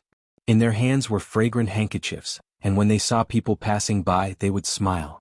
Although their clothes didn't reveal their shoulders or elbows, their pink and green clothes clearly showed that they weren't from good families. Xia Mingming originally didn't know where this Spring Fragrance Brothel was, but now that he saw it, he knew where it was. He was stunned for a moment, then pulled Yu Shu back to the side of the road. With a red face, he lowered his voice and said in panic, "Why is it such a filthy place? What else did you think it was?" "An inn?" Yu Shu pushed her hand away and adjusted her collar. She brushed her hair and said, "Wait for me outside. If you're hungry, look for food nearby. I'll be out before dark at the latest." With that, she strode across the street. Xia Mingming didn't even have the chance to stop her. She watched helplessly as she was ushered in by a prostitute. In the blink of an eye, she disappeared. Her heart suddenly felt empty. She couldn't tell if it was because of discomfort or something else. Her nose felt stuffy and she really wanted to rush in, pull her out, and tell her that she didn't want to take the exam. However, once she thought of the consequences, she shrank back. Clenching her fingers, she retreated a few steps with guilt. She shrank into a small alley by the side of the road and stared at the door of the brothel across the street. She gritted her teeth and said, "Ashu, I owe you." I'll repay you 10 times over in the future. As soon as Yushu entered the brothel, she showed Old Duck the slip she bought from Minuan Casino. Old Duck still had a smile on his face. He examined the red stamp on the slip and handed it back to her. He casually beckoned for a 12 or 13-year-old fledgling to lead Yushu through the hall to the back. The front hall of the brothel was decorated with a fragrant scent and red gauze curtains everywhere. After passing through 2 bead curtain doors and entering the back courtyard, there was another world. In the yard of about 200 square meters, it became. There was a circle of tea tables in the shape of a zigzag. There were about 30 of them and the center was empty. Half of the people were sitting at the tables. Some were drinking tea and some were chatting with their neighbors. There was no gambling. At first glance, it seemed that they had intruded into someone's tea party. The fledgling led Yushu to the back courtyard. A man wearing a blue and gray cloth hat came to ask Yushu about the entrance slip. Then he asked the fledgling to lead her to a seat. Yushu chose a place with more people to sit down. She wanted to listen to the conversation between 2 people, in case she didn't know the rules here and made a fool of herself. The tea table in front of her was not big, just enough for one person to sit alone. In addition to cups, there were writing brushes, ink, paper, inkstone, and several envelopes. She didn't know what they were for. After the fledgling poured tea for her, she stood behind Yushu for a while. Seeing that Yushu didn't give her money, she left resentfully. Yushu and her neighbors chatted, but they didn't see her and ignored her. After saying a few words, Yushu realized that it was boring, so she didn't stick to their cold faces. She took the abacus from her waist and put it on the table to practice. After a while, a few more people came in. When Yushu saw that they didn't have any intention to gamble, she asked the man who collected the tickets. When the man heard what she said, he smiled. "This should be your first time coming back.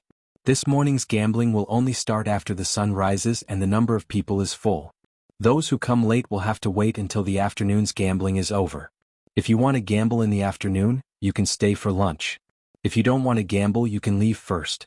Similarly, if you want to stay for the evening, you can stay for dinner. Of course, you have to pay for the wine and food yourself." This evergreen gang really knew how to do business. 5 taels of silver for a ticket. If they wanted to earn enough money, how could they just gamble in one gambling session? If they wanted to stay for dinner, they would have to spend money. The food in this building would definitely not be cheap. 1 or 2 taels of silver would definitely not be cheap. Seeing that this person was easy to talk to, Yushu couldn't help but ask a few more questions. "You're right, I'm from the south and this is the first time I've played this game in Enling. I noticed that the rules here are very different from where I came from, and they even have to split up to gamble. Tell me the rules." The man said, "There is no need to be anxious. When everyone is here, someone will tell you. Please take a seat first." When Yushu heard this, she didn't ask any more questions. She thanked him and returned to her seat. She drank 2 mouthfuls of tea to moisten her throat and counted the number of people present. There were 24 people present and she was still missing 6 people. She just had to wait patiently for someone to arrive. A burly man walked in from the east and stood in the middle of a circle of tea tables. He clapped his hands and the backyard quickly quietened down. The burly man's voice was loud and clear. "Thank you all for your support. Gambling in my evergreen gang's territory, please be at ease. Our superiors have used our connections to ensure that no one will come to check on us and ruin everyone's gambling spirit." As soon as he finished speaking, a few voices of agreement could be heard. Gambling in the south of the city is prohibited and this is a clear prohibition. If you want to play, you have to go to the north of the city. However, the waters in the north of the city are deep and it is not a place where normal traders can afford to play. Hence, there are many people who would secretly start gambling and profit from it. However, if you want to maintain this place, you have to have some skills. The burly man looked at the crowd and continued, "It is nearing Dian and there are many new faces in Enling. Today there are a few people here who are just passing by. Let me explain the rules here." When Yushu heard that a serious person had arrived, she stretched her ears to listen. Gambling is different from place to place. 2 months ago, our evergreen gang's territory changed to the most popular form of gambling in the north of the city. It is called betting. Please take a look at the left side. There are 2 envelopes, one red and one white. Please choose your own question, 1 bet for each question. The minimum bet is 5 taels of silver per question. Place the question into the red envelope and write down the solution to the question into the white envelope. There will be a minimum of 3 questions. That is to say, before the game starts, you must have a total of 6 red and white envelopes. This burly man was tall and burly, but his speech was very methodical. Later on, I will give out 30 different numbers. Once the game starts, you can spend 5 taels of silver to pick your opponent's number and choose a question to bet on. Alternatively, you can pick your own number. Every hour is a round. If you are unable to solve the question or if you get it wrong, you will lose the bet. You will have to pay the full amount of the bet to the person who created the question. Otherwise, the person who created the question will lose the bet to the person who solved the question.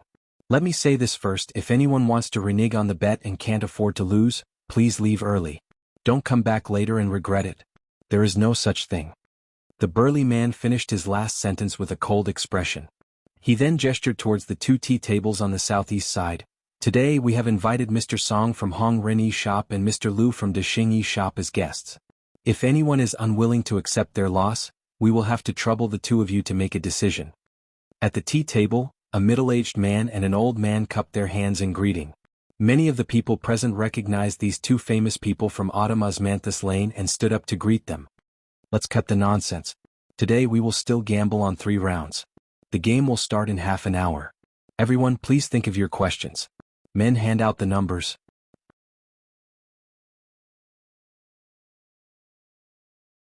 Chapter 157. In Yu Shu's view, the gambling in Anling City is very interesting. It is quite different from the gambling she has seen in Yang City. There are more rules here, but the more it is gambling. After all, gambling requires luck. There are 30 gamblers present, and each gambler has 3 questions. That is to say, there are at least 90 questions. Some of them are easy and some have high stakes. When you bet on other people's questions, other people are also betting on your questions. Because you don't know the bet beforehand, you may win on one side and lose on the other. While the cards are being distributed, Yu Shu thinks about it. She now has 20 taels of silver, which means that according to the minimum bet of 5 taels of silver for one question, she can choose 4 questions. According to the bet, if she bet on 4 questions, she can also bet on the 4 questions in other people's hands. If she can only lose, she can win at least 40 taels of silver for the first round. That is to say, if she is unlucky and gets 5 taels of silver for each question, she can't stop after the first round. For the sake of prudence, Yu Shu doesn't want to be arrogant. She wants to bet on the lowest bet of 5 taels of silver for the 4 questions in the first round, in order to have one more chance to draw a question. The number plate was quickly given out. Yu Shu got number 19 because she would be drawing numbers according to this order later. The closer the number was to the front, the better. She didn't care what number her number was, but the people near her were secretly happy because their numbers were in the front. After getting the card, Yu Shu starts to set the questions. The business of the stall in Qiuguifang is not good these days, so she bought a copy of Arithmetical Classic from another trading store and studied it in her spare time. She has a better understanding of the mathematical level of people at this time, so she is not totally clueless when she is asked to set the questions. Trying to write neatly, Yu Shu put the questions and answers into the envelope, and marked the front of the envelope with 1, 2, 3, 4. She didn't dare to give too many questions. Only one of them was difficult and the other 3 were average. She wanted to preserve her capital and gamble a few more rounds to make up the numbers. When the time was up, the burly man who had been explaining just now walked out again. Behind him was a fledgling holding a tray. He didn't care if there were people who hadn't come up with a question yet. He showed everyone the 30 numbers on the tray, which corresponded to the ones in everyone's hands. If there's anyone who wants to draw a question first, you can call your number now. 5 taels of silver to buy an advantage. Although they could not know who was behind the number, and whether the question was difficult or easy, everyone present was a bargainer. Since they dared to gamble, they all had some ability. It was not as if there was no one who had done some research on numbers and could see through it. Sure enough, 3 people were willing to pay to choose their opponents first. To Yu Shu's surprise, one of them called her number. Next, the burly man personally directed several fledgling to go to the tables of the 3 people whose numbers were called. He took the questions in the red envelopes on their tables and gave them to the 3 people who called their numbers. He wanted to see whether they wanted to choose 1, 2, or all of them. Soon a fledgling came back with a tray. Yu Shu looked at the 4 red envelopes on the tray. She reached out and took a look. She didn't see the number she had just made. Obviously, the other party had picked all 4 of her questions and returned 4 of them. Yu Shu had a subtle feeling in her heart. She accepted the other's number and kept it for solving the questions later. Then she opened the envelopes one by one. She didn't look at the questions first, but looked at the bet under the questions. The bet of the first envelope made her so surprised that she clicked her tongue. The other party actually bet 100 taels of silver. Was he really that confident that others would not be able to solve it? Yushu was shocked as she looked at the question. Immediately, the corners of her mouth twitched. This question could be considered to be of a standard. At the very least, it was 2 levels higher than the questions in the gambling houses of Yang City. However, it was not considered difficult for her. She solved it in the time it took to drink a cup of tea. Yushu put down the first one and opened the second one. She shook the paper and looked at the bottom.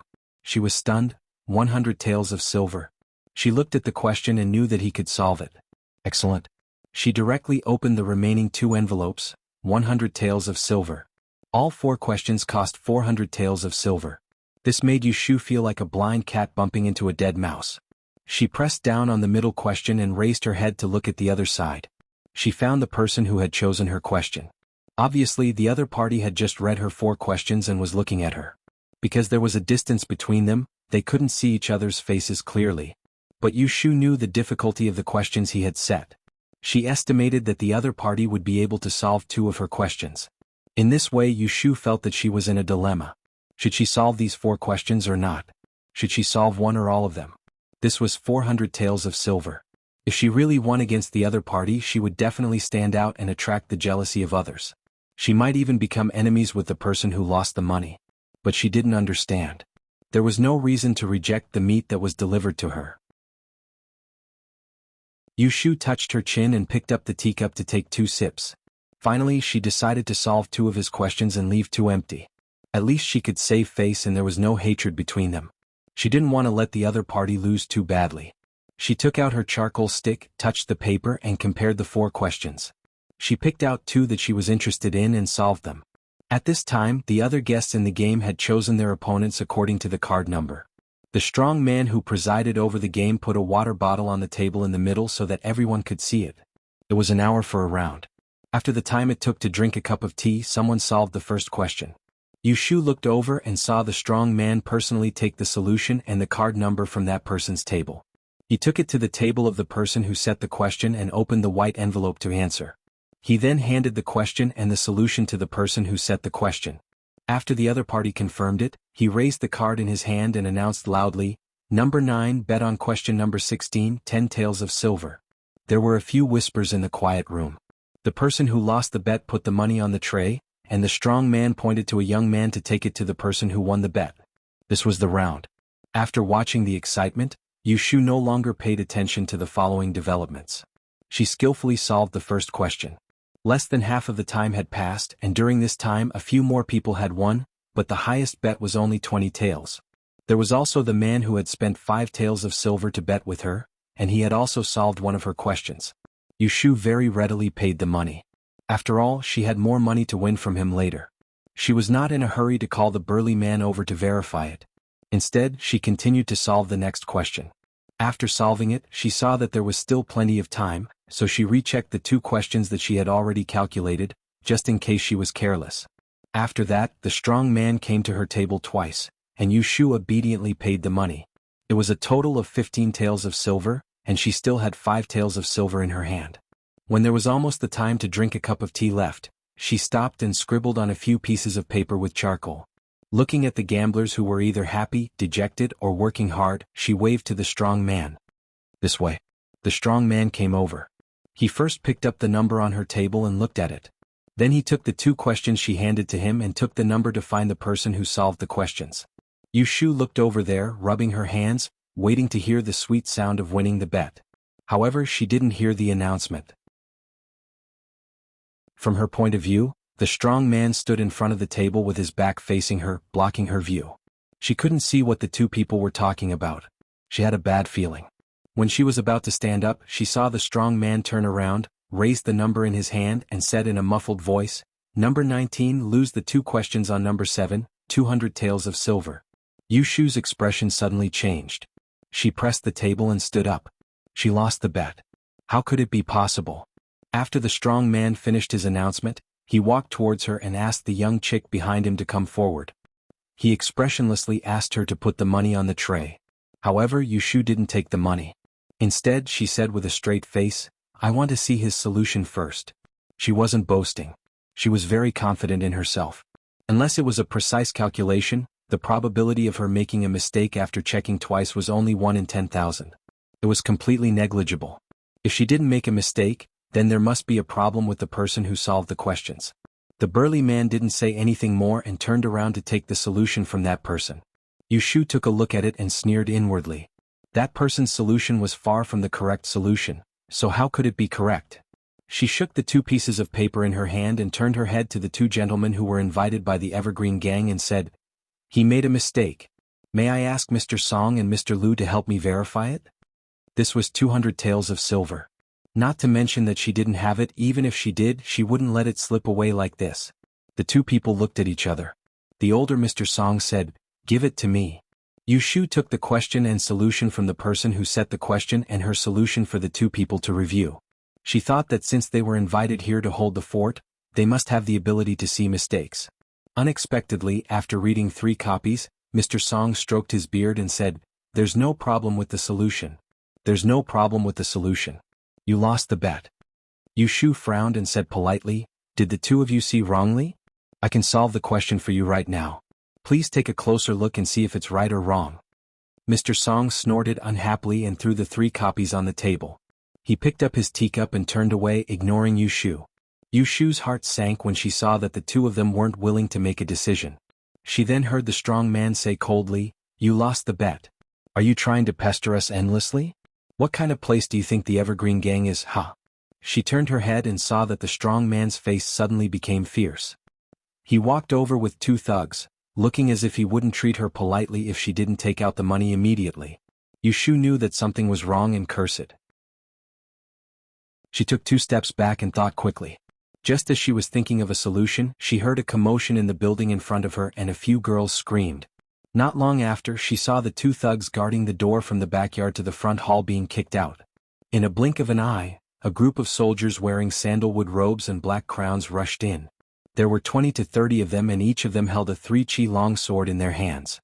They looked fierce and the leader of the group pointed at the courtyard and shouted, "How dare you gather people to gamble in the south of the city?" A month ago, the imperial court issued a decree to strictly investigate private gambling. Have you eaten the guts of a leopard? Faced with this sudden situation, the people in the courtyard turned pale. Many of them immediately squatted down while trembling.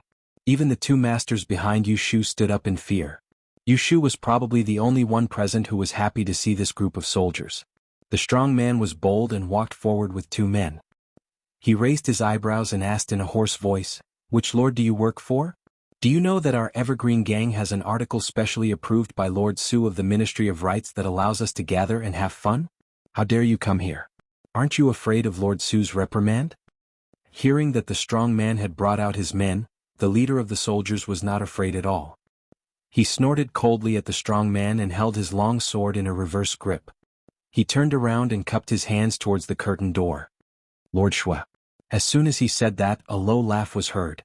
Everyone looked back and saw a handsome young man slowly walking out from under the curtain. He was dressed in a vermilion robe and had a black crown on his head. He wore leather shoes and had a hint of a smile on his face. Song Xixian of the Ministry of Rights has been dismissed from his post in the imperial court this morning. If you want to find him, I'm afraid you'll have to go to prison. Yushu's eyes widened. Before she could lower her head to avoid the gaze, she saw that Lord Shui had turned around to look at her. Coincidentally, his gaze swept past her and turned back. When he saw that it was her, his eyes were slightly startled. In the next moment, Yushu clearly saw him glare at her.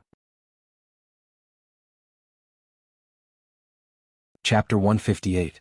Anling City was huge, so huge that the entire Yang City was only a corner of it. However, in such a huge capital city, Yushu was able to bump into the same person twice when she was unlucky. Moreover, the person was the person she didn't want to bump into the most. She couldn't help but suspect that there was something going on between her and this person with the surname Shui. When he glared at her just now, Yushu couldn't lie to herself that he didn't recognize her anymore. She awkwardly looked away. Shui Rui took a few glances at Yushu before retracting his gaze. He put on a stern face and waved his hand at his subordinates who were waiting for his orders. "Arrest them all." "Yes, Lord." The group of officers and soldiers swarmed forward to capture the members of the Evergreen Association. The group of gamblers were trembling with fear as they hid by the wall. Yushu was no exception when she saw the fight. She picked a safe place to stand, and every now and then she would sneak a glance at Shui Rui.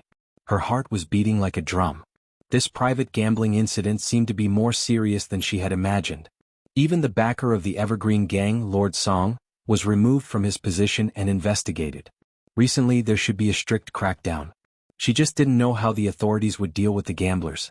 After the soldiers subdued the thugs in the courtyard, the scene calmed down. The two Master Yi who were invited to take charge hesitantly stepped forward and bowed to Shui Rui. They said respectfully, "This is Lord Shui." Shui Rui placed his hands behind his back and glanced at the two of them. The Master Yi who ignored Yushu's request to examine the questions smiled apologetically.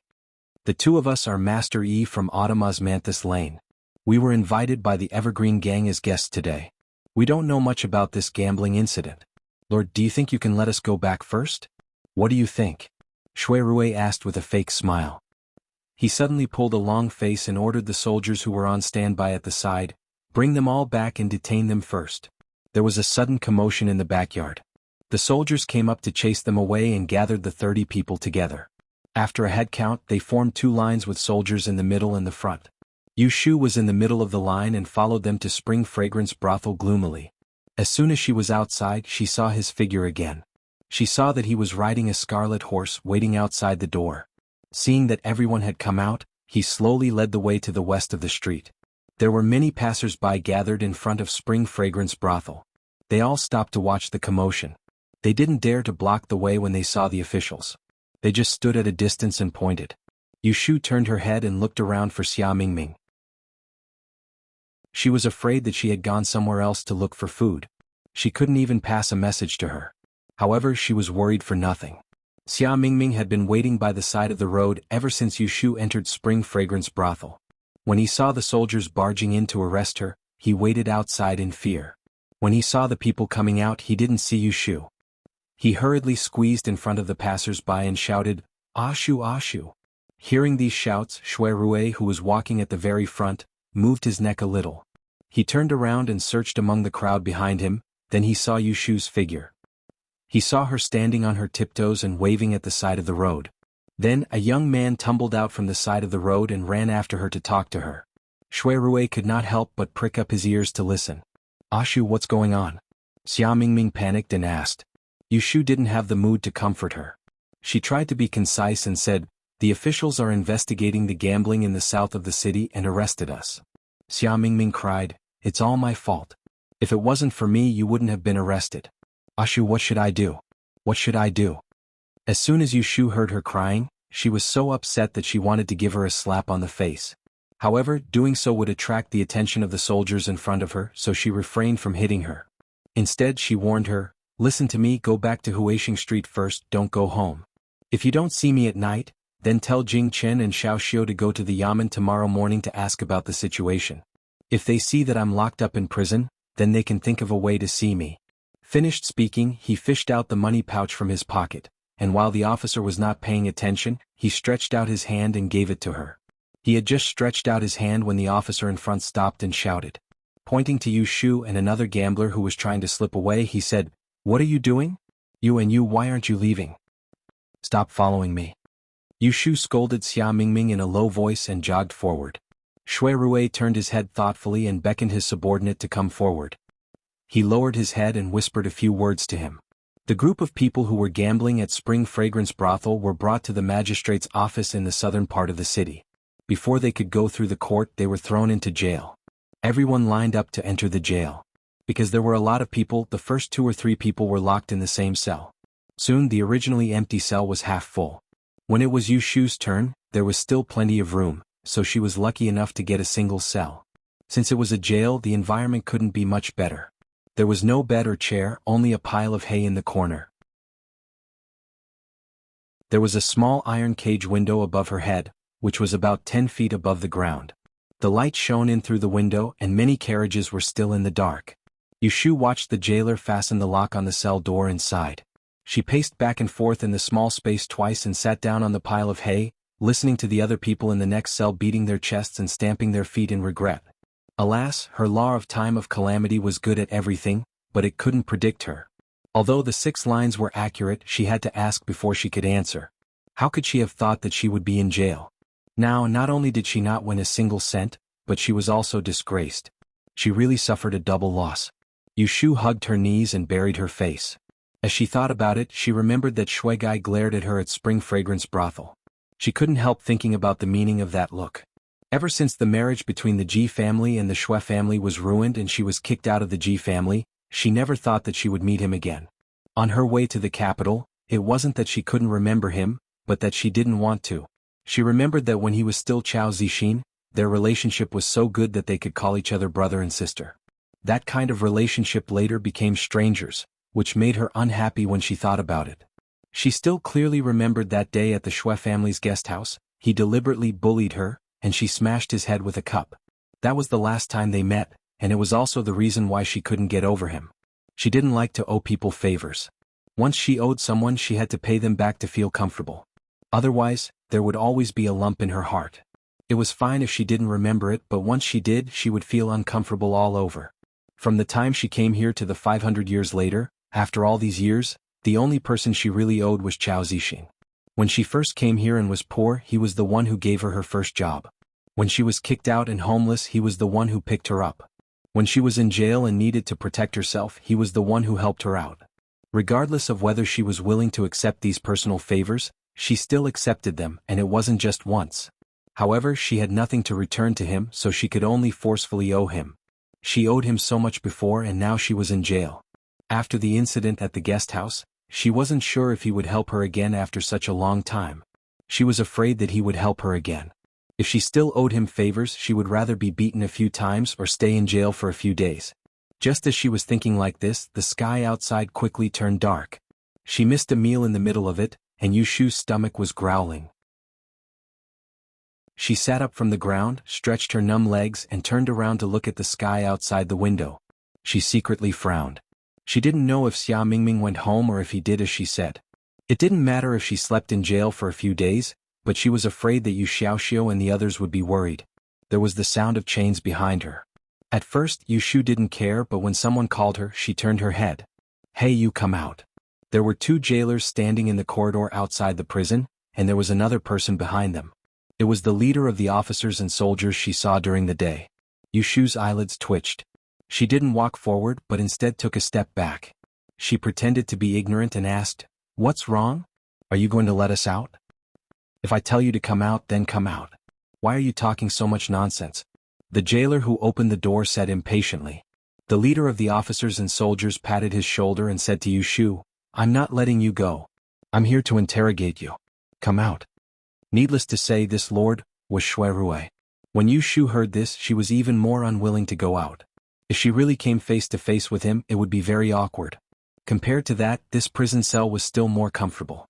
She rolled her eyes and revealed a bitter smile. She cupped her hands and said, "If you want to interrogate me, then you're looking for the wrong person.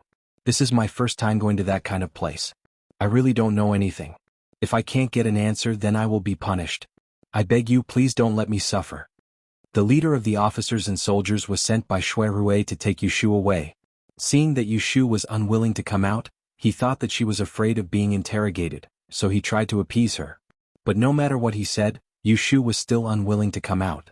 Because Shui Rui had told him before, he didn't dare to forcefully pull her away for fear of hurting her.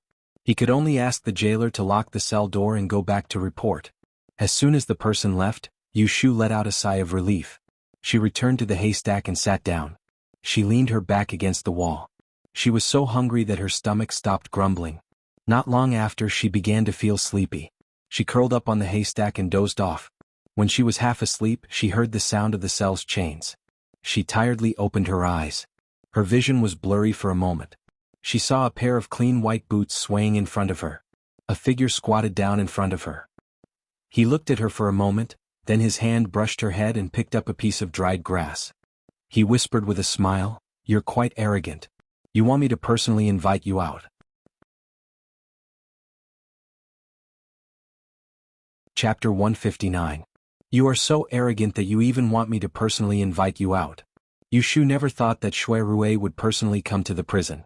A few months ago, the two of them parted on bad terms in Yang City. Although it was not to say that they had broken off their relationship, it was not far from being strangers. Even if he helped her out of consideration for the past, it would be enough if he found a reason to let her out of the prison. There was no reason for him to get close to her. But now that he was in front of her, it was not up to her whether she believed him or not. Shui Rui's eyesight was good. With the help of the light from the torches in the corridor of the prison, he could clearly see the confusion and bewilderment on Yushu's face. He laughed to himself. This little girl was usually shrewd and sly. It was not an easy thing to see her silly look. Why are you still lying down? Hurry up and get up. Do you want to spend the night in prison? Shui Rui stood up and teased. He took 2 steps back and walked to the outside of the prison door. He waved at her. It was already like this. If she continued to stay, it would be pretentious. Yushu muttered and got up from the ground. She patted the dust off her body and followed behind him. They didn't speak a single word all along the way. After exiting the prison cell, they passed through 2 prison doors and left the prison unobstructed. Yushu heard a few jailers respectfully addressing Shui Rui as Sir, and she wondered what official position he held now. He had such an imposing manner in the spring fragrance brothel during the day. The imperial court examination was in February. At that time he was still in Yang City.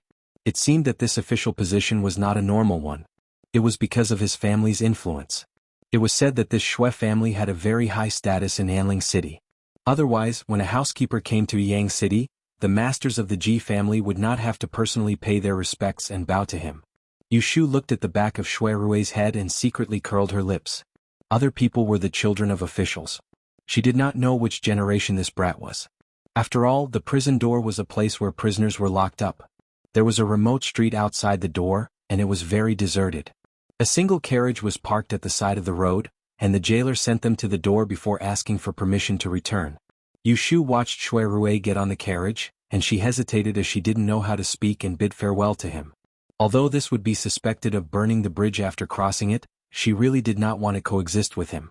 As soon as Shui Rui got into the car, he opened the window and looked at Yushu, who was standing there motionlessly. He knew exactly what she was thinking. His finger tapped on the windowsill. Without waiting for her to say anything, he said, "Come on up. It's late. I'll send you back first." It was so dark that Yushu really wanted to go home alone. She might get lost, but she heard him say that he wanted to take her home instead of somewhere else. He heaved a sigh of relief, got on the carriage and told the coachman the name of a place. But as soon as the carriage started moving, she regretted it. "Tell me, why did you come to Anling?" Shui Rui crossed his long legs and looked at Yushu calmly. He said that he wanted to send her to the hospital, but he didn't say that he wouldn't chat with her for a while in the car. Shui Rui waited for a long time, but Yushu did not reply. She lowered her head and played with her fingers as if she did not hear his question. In reality, she was pretending to be mute.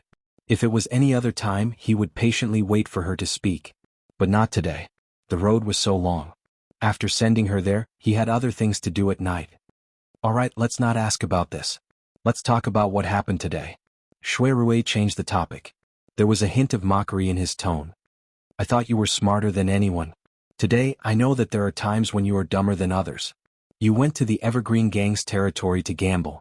Do you know how much you are worth? You don't even know when you are being sold." Hearing this, Yushu raised her head and looked at him with a frown. She felt that something was amiss, so she didn't mind his teasing. She turned her head back and thought back to this morning at the Spring Fragrance Brothel's casino. Just by thinking about it for a moment, she felt that something was amiss. There were 30 people gambling together.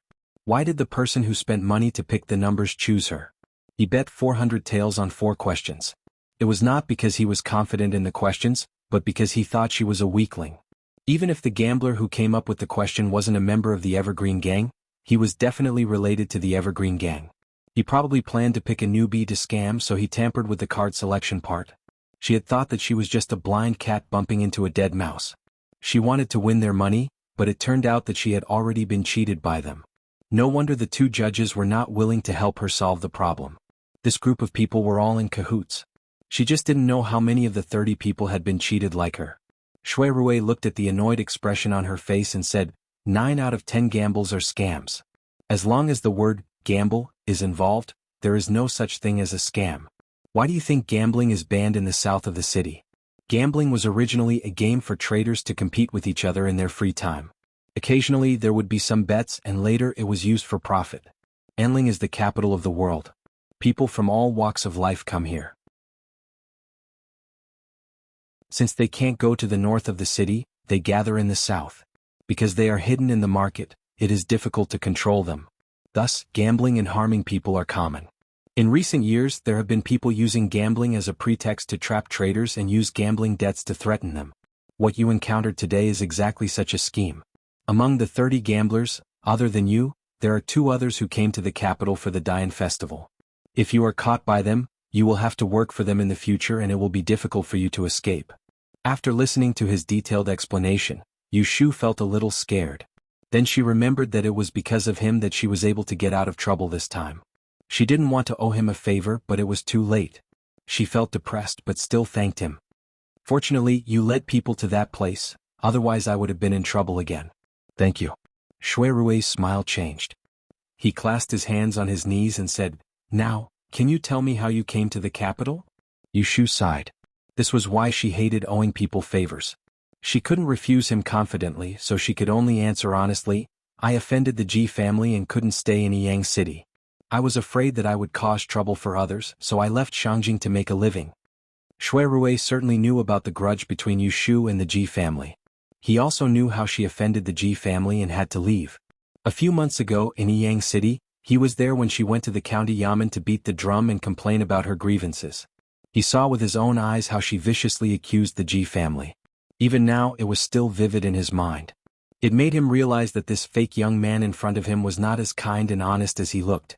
Yu Shu saw that Shui Rui didn't say anything and only looked at her. She felt a little uncomfortable. She shifted her body and coughed. She looked up at the swaying orange lampshade on the roof of the car and expressionlessly said, "At that time, I'm sorry." Shui Rui hesitated for a moment and asked, "At that time? When?" Yu Shu didn't know if he was deliberately playing dumb or if he really didn't remember. She pursed her lips and dryly said, "At Yang guest house when I hit you." Shui Rui's eyes moved. He narrowed his eyes and looked at her. "Why are you saying you're sorry?" He thought that when they met again he should be the one apologizing for his excessive behavior that day. He didn't think that they would meet again after that, so he didn't expect such a scene. He should be happy that she pointed it out first. At least she didn't misunderstand his intentions at that time. But when he heard her say it so directly without the shyness and fuss of a normal girl, he felt a little strange. Yu Shu thought that he was pretending to be confused. She snorted and touched her ear. She said a little awkwardly, "That day you deliberately said those strange things to provoke me. You even, I didn't see it at that time. I thought you really wanted me to be your concubine. I even, accidentally hit your head. I'm sorry."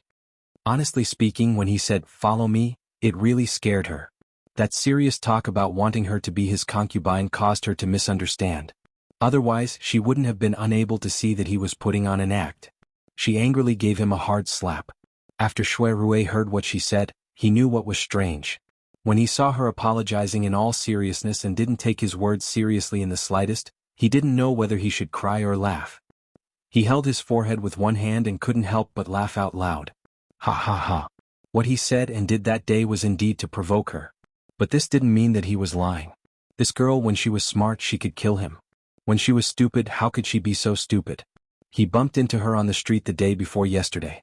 Because he was worried that she would avoid him, he didn't dare to pretend to be her.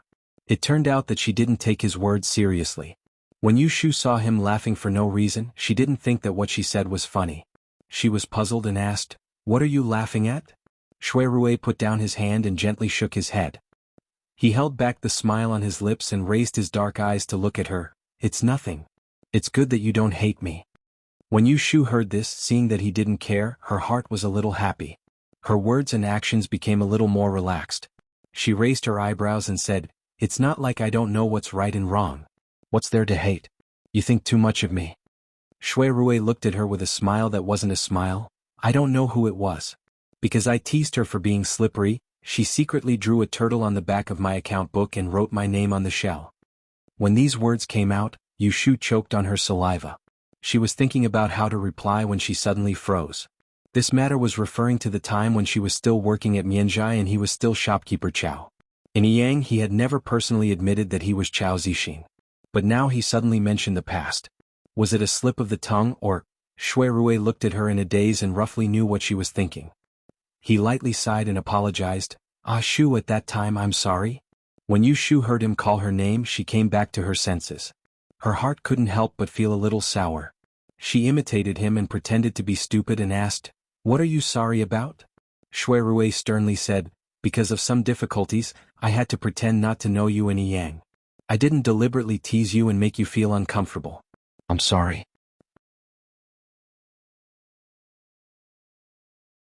Chapter 160. Yes, my lord. West 6th Street. The carriage stopped and the coachman said from outside. Yushu raised her head and looked at Shui Rui. "I'm here. Please send me back." Shui Rui felt a little helpless. He had already apologized, but he didn't hear her reply. Even so, he didn't have the intention to ask. It was getting late and he should go back after dropping her off. However, when he saw her back view as she got off the car, his heart suddenly moved. He actually didn't want her to leave like this. After a slight hesitation, he got up and followed her out of the car. It was late at night and there were few people on the streets. The shops were all closed and only one or two taverns still had lanterns lit in front of them. The road in the distance was too dark to see clearly. Shui Rui looked around and asked, "Where do you live?" Yushu pointed in the direction of Huixing Street. "It's on the back street.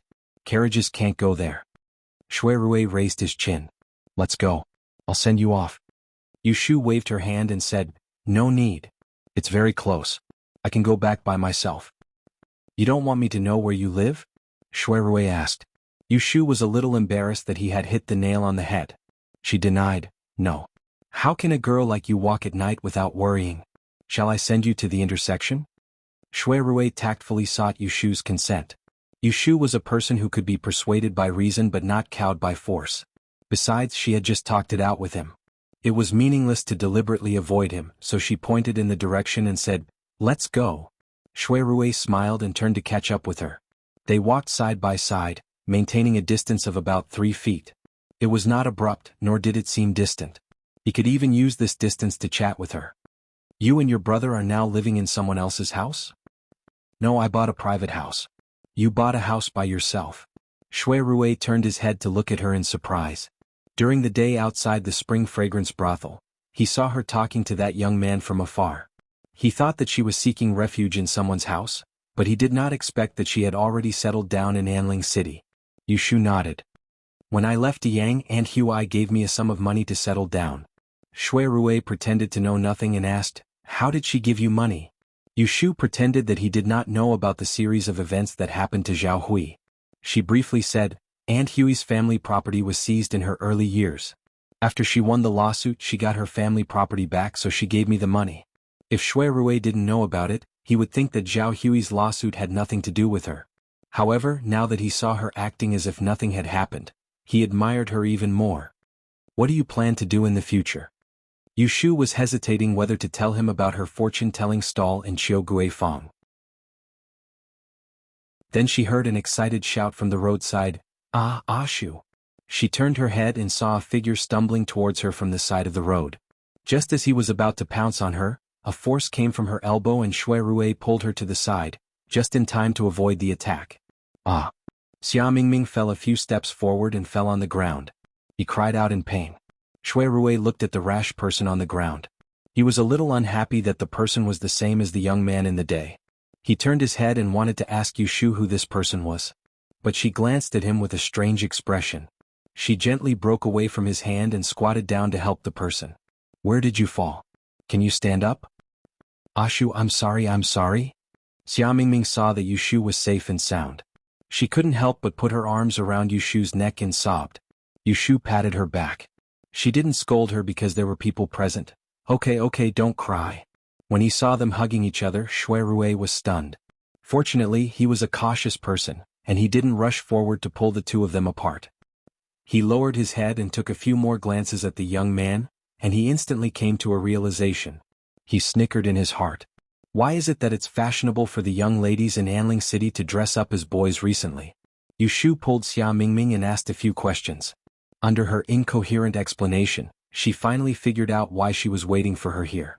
It turned out that during the day, Xia Mingming saw Yushu being taken away by the officers outside Chuanxiang House. She heard passers-by saying that they would be caught easily if they gambled privately and would suffer. Xia Mingming was afraid and worried that Yushu would be in trouble because of her. So she didn't go home as Yushu asked. Instead, she went to the yamen alone. In the end, she didn't get any information and was even kicked out. She didn't know how to explain to Yu Xiaoxiu and Jing Chen when she went back, so she didn't dare to go home. She hid near Huixing Street until it was dark and happened to meet Yu Shu, who was sent back by Shui Rui. Shui Rui was listening to their conversation from the side and he caught the main point. Only then did he realize that Yu Shu had gone to gamble in order to help this young lady raise money. He did not know whether he should be more angry or more amused. "You, how did you get out? I heard that you were all locked up in prison." Xia Mingming sniffled and asked. Yu Shu pointed at Shui Rui. "I met a friend and he helped me by saying a few words. Then he let me out." Xia Mingming didn't recognize Shui Rui as the official who brought people to Chuanxiang House during the day. Just now she was panicking and only noticed Shui Rui now. She saw that he was a handsome young master in embroidered clothes. She didn't know who he was, but he had the ability to bring Yu Shu out of prison. Yu Shu knew that Yu Xiaoxiu and Jing Chen would be worried if she didn't see them, so she didn't delay any longer. She helped Xia Mingming up and said goodbye to Shui Rui. She was in a hurry to go home. "My house is just ahead, no need to send me off. Thank you for today, you should go back quickly." "Wait." Shui Rui stopped her. "Shu, if you are in urgent need of money, I can lend you some first." He knew that Yu Shu wanted to be strong, so he didn't directly say, "give," but "lend." Yu Shu hesitated. Although she didn't want to owe Shui Rui a favor, but the most important thing was to help Xia Mingming raise money to enter the exam. She couldn't let her hope fail just because of her own face, otherwise wouldn't her efforts today be in vain? Thinking of this, she was about to agree to Shui Rui, but Xia Mingming shook her hand first. "Ah Shu, no need." Yu Shu tilted her head. "Why not?" Xia Mingming bit her lips, hugged her arm tightly and whispered, I don't want to take the exam." After such a fright today, she regretted it so much that her intestines turned green. She didn't have the face to ask Yu Shu to help her borrow money from a strange man. It was easy to guess what was on Xia Mingming's mind. In fact, Yu Shu really didn't care that much about whether she would take the Dian exam or not. Previously, she helped her think of a way because she was desperate to take the exam. Now that she was discouraged and wanted her to cheer her up, it didn't matter if she didn't take the exam. "No, you should go back." Yu Shu shook her head at Shui Rui and pulled Xia Mingming to the alley ahead.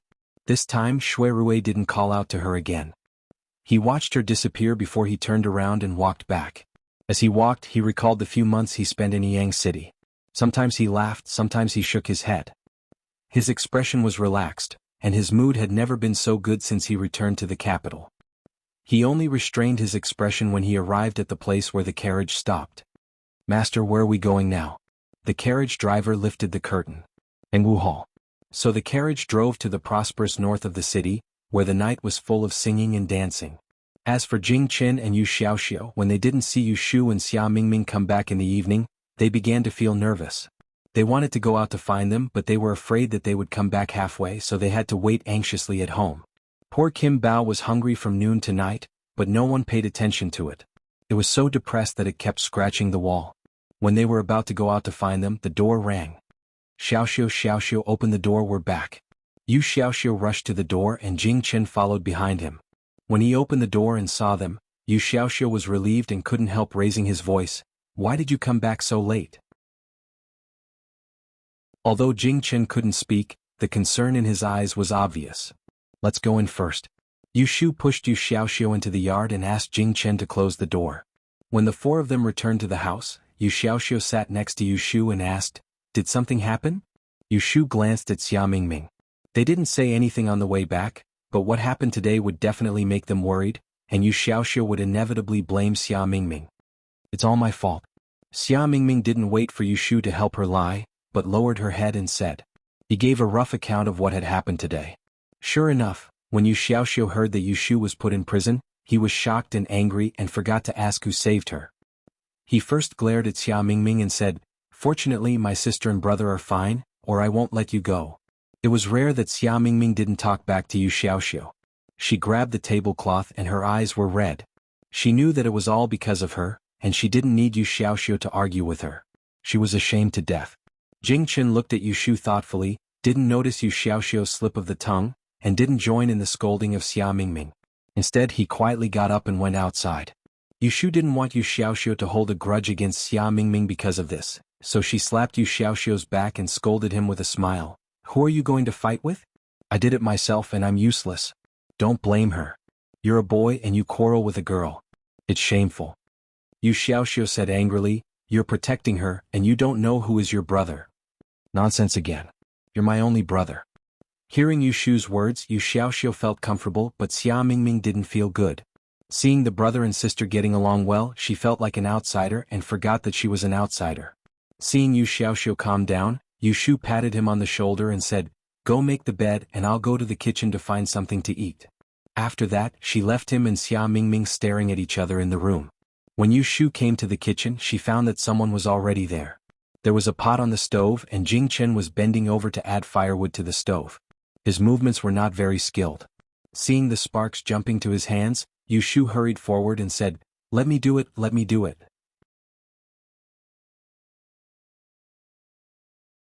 Chapter 161. Yu Shu didn't go to Qiu Fang the next day. Yesterday the soldiers arrested dozens of people, including Tu Yi Shi, and they were also put in jail without mercy. She was the only one who was released in advance. Although Shui Rui didn't give her any special instructions, she knew she had to lie low for a while. After this sudden incident, Yu Shu felt a sense of crisis again. In the past 2 days, she had calculated Yu Xiaoxiu's and Xia Mingming's dates of birth using the law of the time of calamity. She made a list of all the big and small events that she had to prevent in the next month. After that, she would take care of her relatives and friends in Yiyang such as Zhao Hui, Pei Jing and her cheap mother. Although they were separated by the north and the south and could not be of much use, at least she knew what to do. After finishing these things, Yu Shu felt it was time to go to Qiu Fang to inquire about the situation. When the matter was over, she would come out to set up the stall again. Xia Mingming didn't need to take the Dian exam, but they still had to live and spend money. Xia Mingming was in low spirits these days and stayed in his room all day. Yu Shu didn't ask her to write a letter to her family at the medical center. At dinner, Yu Shu mentioned that she was going out the next day. Yu Xiaoxiu's first request was, I'll go with you. Yu Shu knew that if she didn't bring him along, he would definitely make trouble, so she agreed. Anyway, she wasn't going out to set up a stall and could rush back to cook at noon. After dinner, Yu Xiaoxiu went outside to fetch water. Xia Mingming helped to wipe the table. Yu Shu was squatting in the kitchen washing. There was an oil lamp on the stove, and it was barely visible that she was holding a bowl and not a plate. Hearing the noise behind her, Yu Shu turned around and saw Jing Chen standing at the door of the kitchen. What's the matter? Jing Chen shook his head and raised his hand to signal her to finish first. Yu Shu quickened her movements. She washed the bowls and chopsticks in the wooden basin twice, wiped them clean and placed them in the cupboard. Taking off her apron, she picked up the lampstand. He led him into the house to find a pen and paper. Xia Mingming glanced at the two of them and twisted the rag in his hand. In front of the desk, Yu Shu took out a piece of paper and handed it to Jing Chen. She pondered a few times in the inkstone and asked him to dip it in the ink.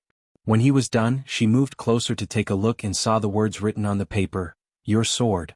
Can I have a look? Sword? Yu Shu paused. You mean the rusty one? Jing Chen nodded. Wait. Yu Shu didn't ask him what he wanted the sword for. She turned around and rummaged through the wardrobe.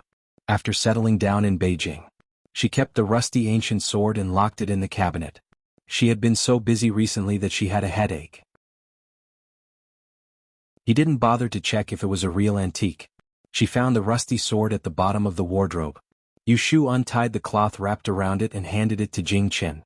Here. As soon as Yu Shu took out the sword, Kim Bao, who had eaten his meal and was dozing off at the foot of the bed, stood up alertly. The mustache on the tip of his nose trembled. He curled up again. Jing Chen took it and stroked the rusty sword with his fingers. He closed his eyes and tried to recall that night on the ship, when he blocked the weapons of the pirates, the familiar feeling of his body heating up. Yu Shu looked at Jing Chen's movements and thought that he was thinking of something. She didn't disturb him and stood by his side to accompany him. After a long time, she saw Jing Chen open his eyes and stare at the sword in his hand, as if he wanted to see a hole in it. Did you remember something? Yu Shu carefully probed. Jing Chen shook his head and walked to the table with the sword. He wrote on the paper, Have I used this sword before? The before he was referring to was before he lost his memory. No. After Yu Shu answered, she looked at Jing Chen's confused expression and said, But you have seen this sword before. Jing Chen's eyes lit up. Yu Shu scratched her neck and said, Actually, this sword wasn't mine in the first place. Didn't I mention it to you before? The two of us know each other because you saved me before. Just outside Yang City, I was captured by a group of demon Taoists and used as a sacrifice for this sword. After that, those people were arrested by the government. Seeing that this sword was ownerless, I secretly took it away. Jing Qin didn't care that this sword was obtained by Yu Shu. He couldn't remember anything about this sword. However, on the ship he did feel a sense of familiarity with it. He just didn't know if it was because of this sword. Can I borrow this sword for a few days? Yu Shu saw that Jing Qin was very interested in this rusted sword. She felt that this thing could not be used to make money, but it could help him remember something. She generously said to Jing Qin, "You can take it." Jing Qin replied with a smile. Yu Shu suddenly felt like she was bathing in the spring breeze. She secretly thought that such a beautiful person was more luxurious than those famous calligraphy and paintings at home. After taking Jing Qin to the door of the house, Yu Shu turned to Xia Mingming, who was still pretending to wipe the table, and sneered, "If you continue to wipe, the table will shed its skin." Xia Mingming awkwardly turned his head and said, "I didn't eavesdrop on you." What was this called? Confessing without being pressed. Yu Shu walked over to the table and sat down. She folded her arms and stared at him for a few times. Seeing that he was not as lost as he was 2 days ago, she asked, "When are you going home?" Xia Mingming's shoulders shook and she lowered her head. "Are you in such a hurry to drive me away?" Yu Shu said bluntly, "You are not going to take the Dian exam. Why are you still staying here? Go home early and live a good life. You have been away for so long. Don't you think about your family? They must be worried about you. Your father, your mother, don't you miss them?" Xia Mingming was a little moved. She pulled the dirty rag and whispered, "Let's wait for a few more days, okay?" Yu Shu sighed. She knew that she was delaying. "Do as you see fit. Tell me when you are going to leave." Xia Mingming nodded quickly and sat down next to Yu Shu. She rolled her eyes and asked, "By the way, who was the person who sent you back the night before yesterday?"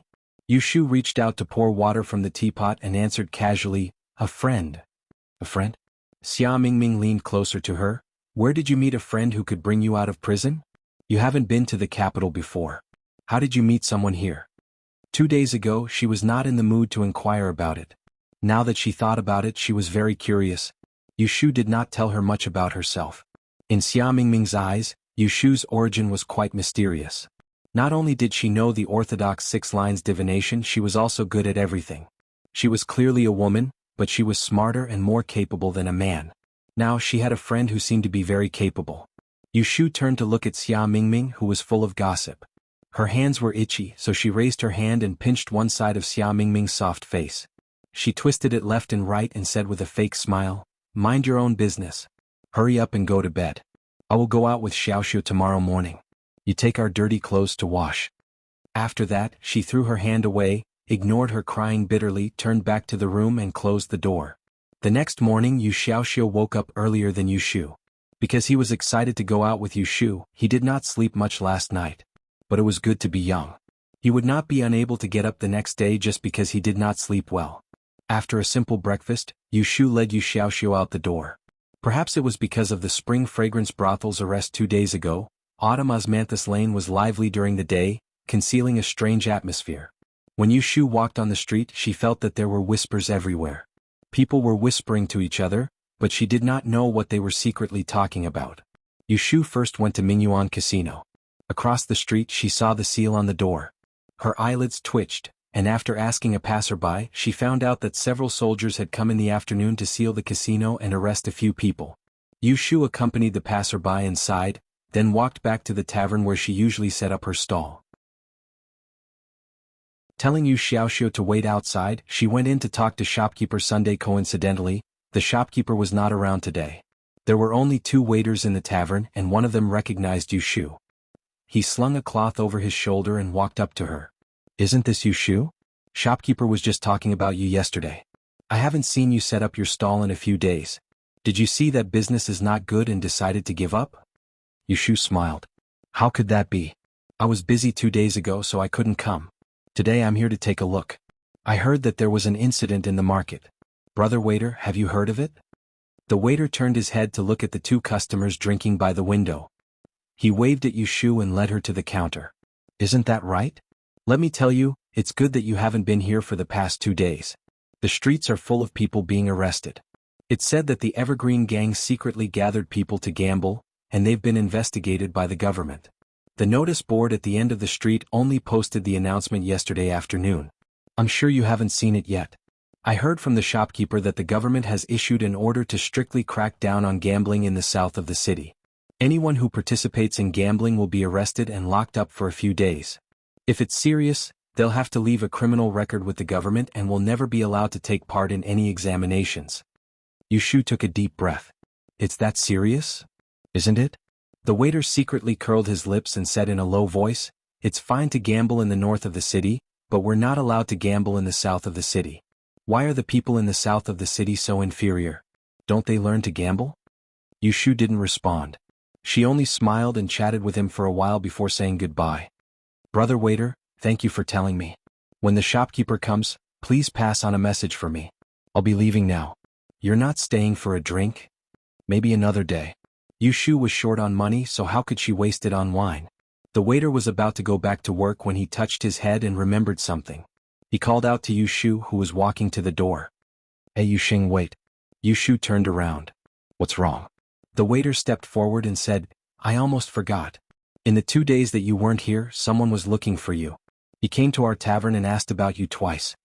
Hearing this, the first person Yushu thought of was Chao Zixing. Just as she was about to ask him in detail, the waiter pointed behind her and said, "He's here. Look Yushing, this is the person who was looking for you." Yushu was stunned. She turned her head and saw an excited man standing at the door. There was a bean-sized mole on the corner of his mouth. He looked a little familiar but not the person she thought he was. "Mr. Yu, I've found you." Yushu saw hundreds of faces a day on the streets of Osmanthus Lane.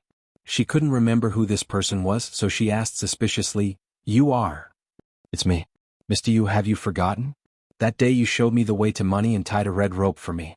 The strong man at the door said as he stretched out his left hand and rolled up his sleeve, revealing the faded red rope on his wrist. Yushu suddenly remembered and pointed at him. "Phew."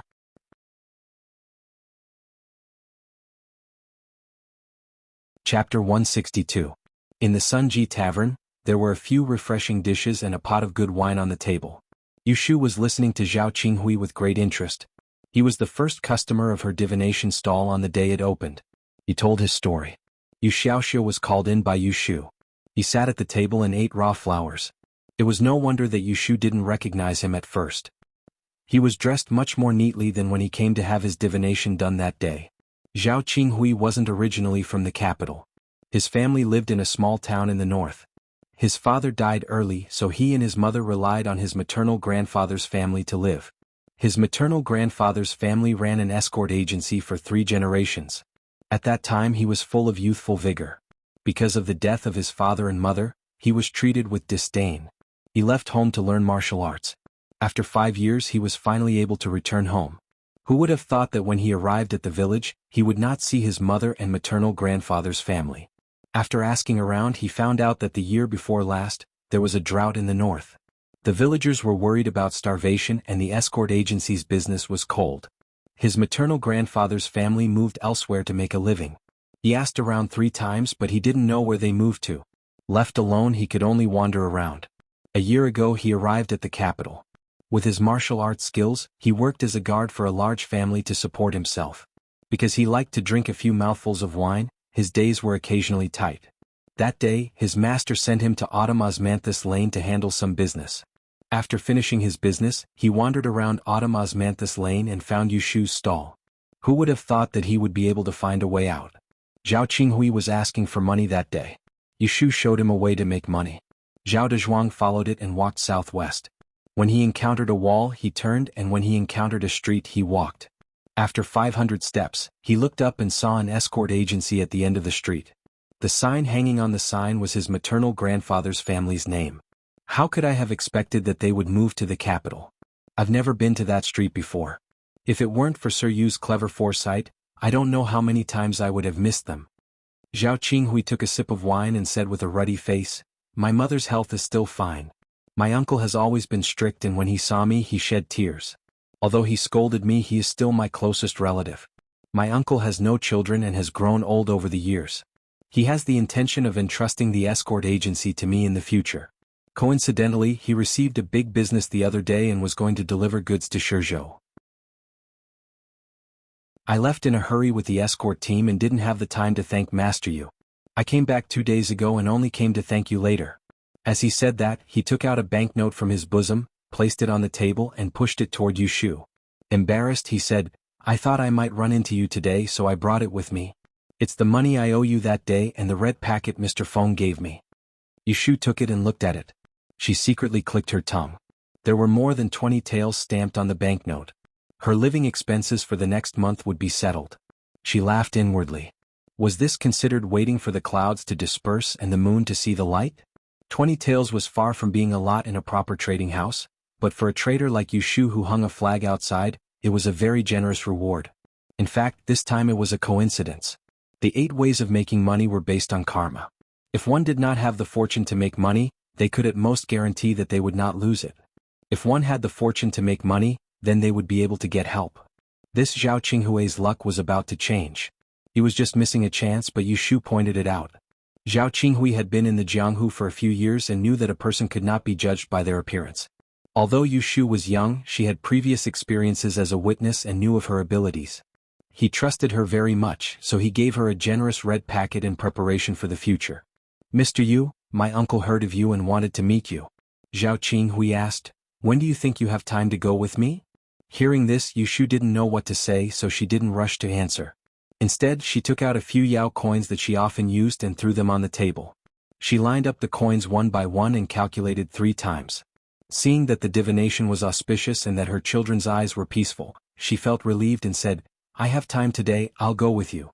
Zhao Qinghui saw that she used copper coins to ask for divination.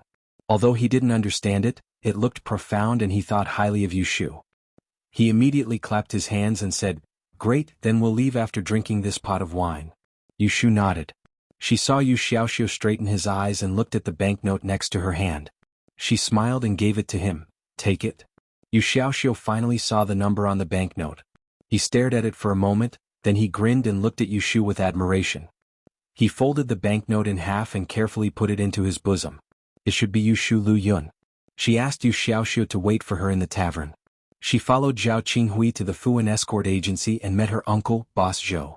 After a brief conversation, they learned about each other's background.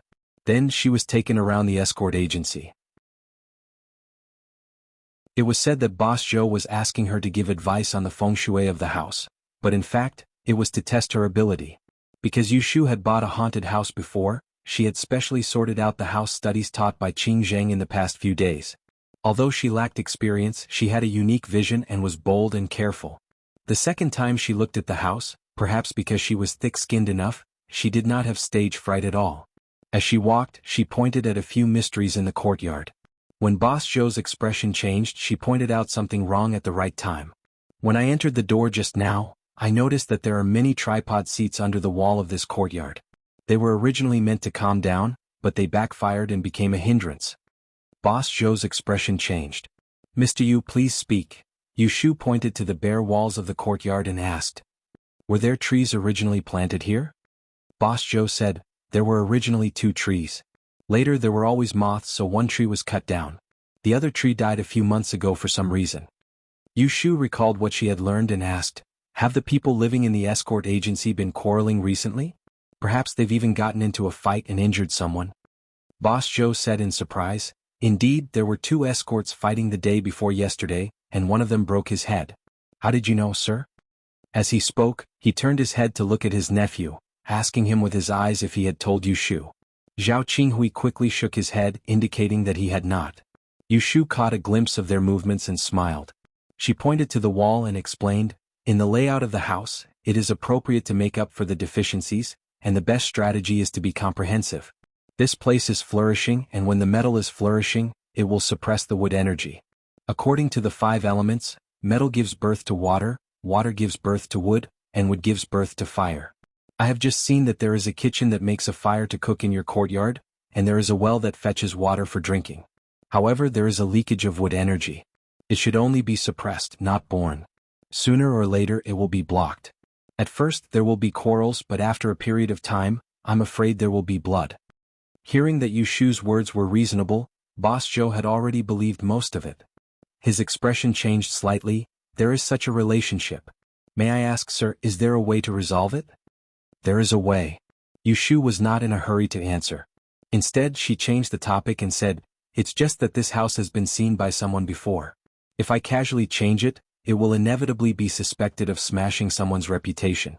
If that person comes to the house again in the future, it will be embarrassing. If there is a gap between him and Boss Joe, it will be my fault. Every line of business was indispensable. Yushu had heard a lot about it in Autumn Osmanthus Square. For example, the geomancy of this house was often only invited by one master. If the predecessors had not gone and the later generations interfered at will, it would be stealing people's rice bowls. If the news spread, it would be a loss of reputation. Yushu's words were pleasant to hear. She was thinking for Boss Joe's sake, but in fact she was hinting to him that there was a problem with this house. It would be best for him to find the person who had seen the geomancy for him in the past to repair it. Don't ask her to change it. It was not that she could not change it, but it was not convenient to change it. Boss Joe was a sensible person. When he heard this, he knew what Yushu was hinting at. He waved his hand to let the two escorts behind him leave. Then he took Yushu and Zhao Qinghui to the guest room in the west room and sat down. To tell you the truth, when my escort agency was first set up, I specially invited a Master Yi to give me pointers. Later, I invited him to be a regular at my door. No matter if there is anything, he will give me a red packet every month. Who would have thought that in July, that Master Yi would offend someone in the north of the city? After leaving a few words, he left the capital and returned home, never to return. Therefore, I heard from Qinghui that you are talented, so I brought you here to take a look. Now, it seems that Mr. Yu is young, but there is no harm in having real knowledge.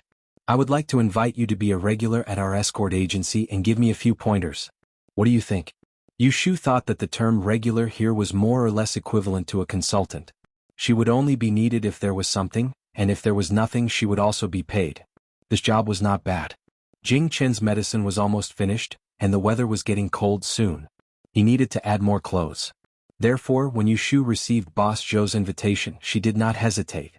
She cupped her hands and said, "Then in the future, Boss Joe, please give me more pointers." Boss Joe laughed and stood up to return the greeting. "It should be me asking Mr. Yu to give me pointers." Seeing that the matter was settled, Zhao Qinghui said happily, "Uncle, it's almost noon. Why don't we go to the restaurant and have a seat?" Boss Joe was more thoughtful than him. He first asked Yushu, "Are you free?" Another day, Yushu said, "I need to go back and prepare a few things. I'll come back tomorrow. After I fix the feng shui of this house, it won't be too late for Boss Joe to be the host." Boss Joe was happy and did not force her. He asked Zhao Qinghui to accompany Yushu to drink the remaining half a cup of tea and went outside to give orders. After a while, a servant entered with a wooden tray. On it were 3 chains of silver, which was immediately given to Yushu by Boss Joe. Yushu could not refuse, so she had no choice but to accept it. She could not put it on her body, so Boss Joe carefully prepared a small bag to accommodate her. In ancient times, escort agencies were very popular, especially in large cities with many people. Because there were only a few people who practiced martial arts, and there were risks in escorting goods, the competition in this industry was not very fierce. Therefore, whether it was escorting people or escorting goods, the fees were not low. Take Yushu and the others for example. From Kaifeng Prefecture to the capital, the journey took half a month. That trip cost 50 taels, and this did not include the food and accommodation on the way. Fuan Escort Agency was not big and there were more than a dozen escorts. There were only a few big business in a year, but the small business was non-stop. Business was non-stop. Spending 20 to 30 taels of silver a month to provide for a single customer was still affordable. Moreover, this was much more cost-effective than going to the E-Hall to ask for a fortune teller when they had something to do.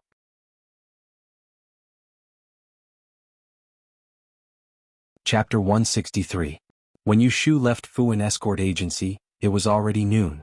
She went to Sunji Tavern to pick up Yu Xiaoxiu. When Yu Xiaoxiu saw her getting another bag of silver, he was so surprised that he asked her where she got the money. He heard that Fuan Escort Agency invited her to be a regular customer, so even if she did nothing every month, she would still get 20 silver taels. Yu Xiaoxiu was even happier than Yushu. "Sister, does that mean you don't need to get up early every day to set up your stall?" Yu Xiaoxiu thought that 20 silver taels every month was enough for them to spend in Enling City. His sister doesn't need to work hard anymore. Why not? Yushu hugged the silver bag in her arms and said, "Do you think 20 silver taels is enough? Do you think learning is free?" Yu Xiaoxiu thought that she was talking about him, so he felt strange and said, "You can teach me. Why do I need to spend money?" In the past, Yu Shu told Yu Xiaoxiu that there was a master who taught her how to learn. At that time, Yu Xiaoxiu thought that she was lying to him. But after a series of accidents he believed that it was true. He felt that with his sister's ability she was more than enough to teach him. Yu Shu shook her head. Most of the things that I know you can't learn. You have to start from the proper books. To be honest, your sister is only a dabbler. I'm still far from being a master. Didn't we agree that in the future we will open a DE store, make a lot of money, live in a big house, and be respected by people? We can't delay learning. You want to learn and I want a master. How can we cook without rice and learn without a teacher? We have to go to the DE store to buy books. In the future, we also have to visit the master's house to ask for advice. A book costs more than 10 silver taels. Don't you need money for the gifts? Do you think 20 silver taels is enough? Yu Xiaoxiu scratched his head. But you can't earn much money by setting up a stall. It's so tiring. Who said you can't make money? What's this?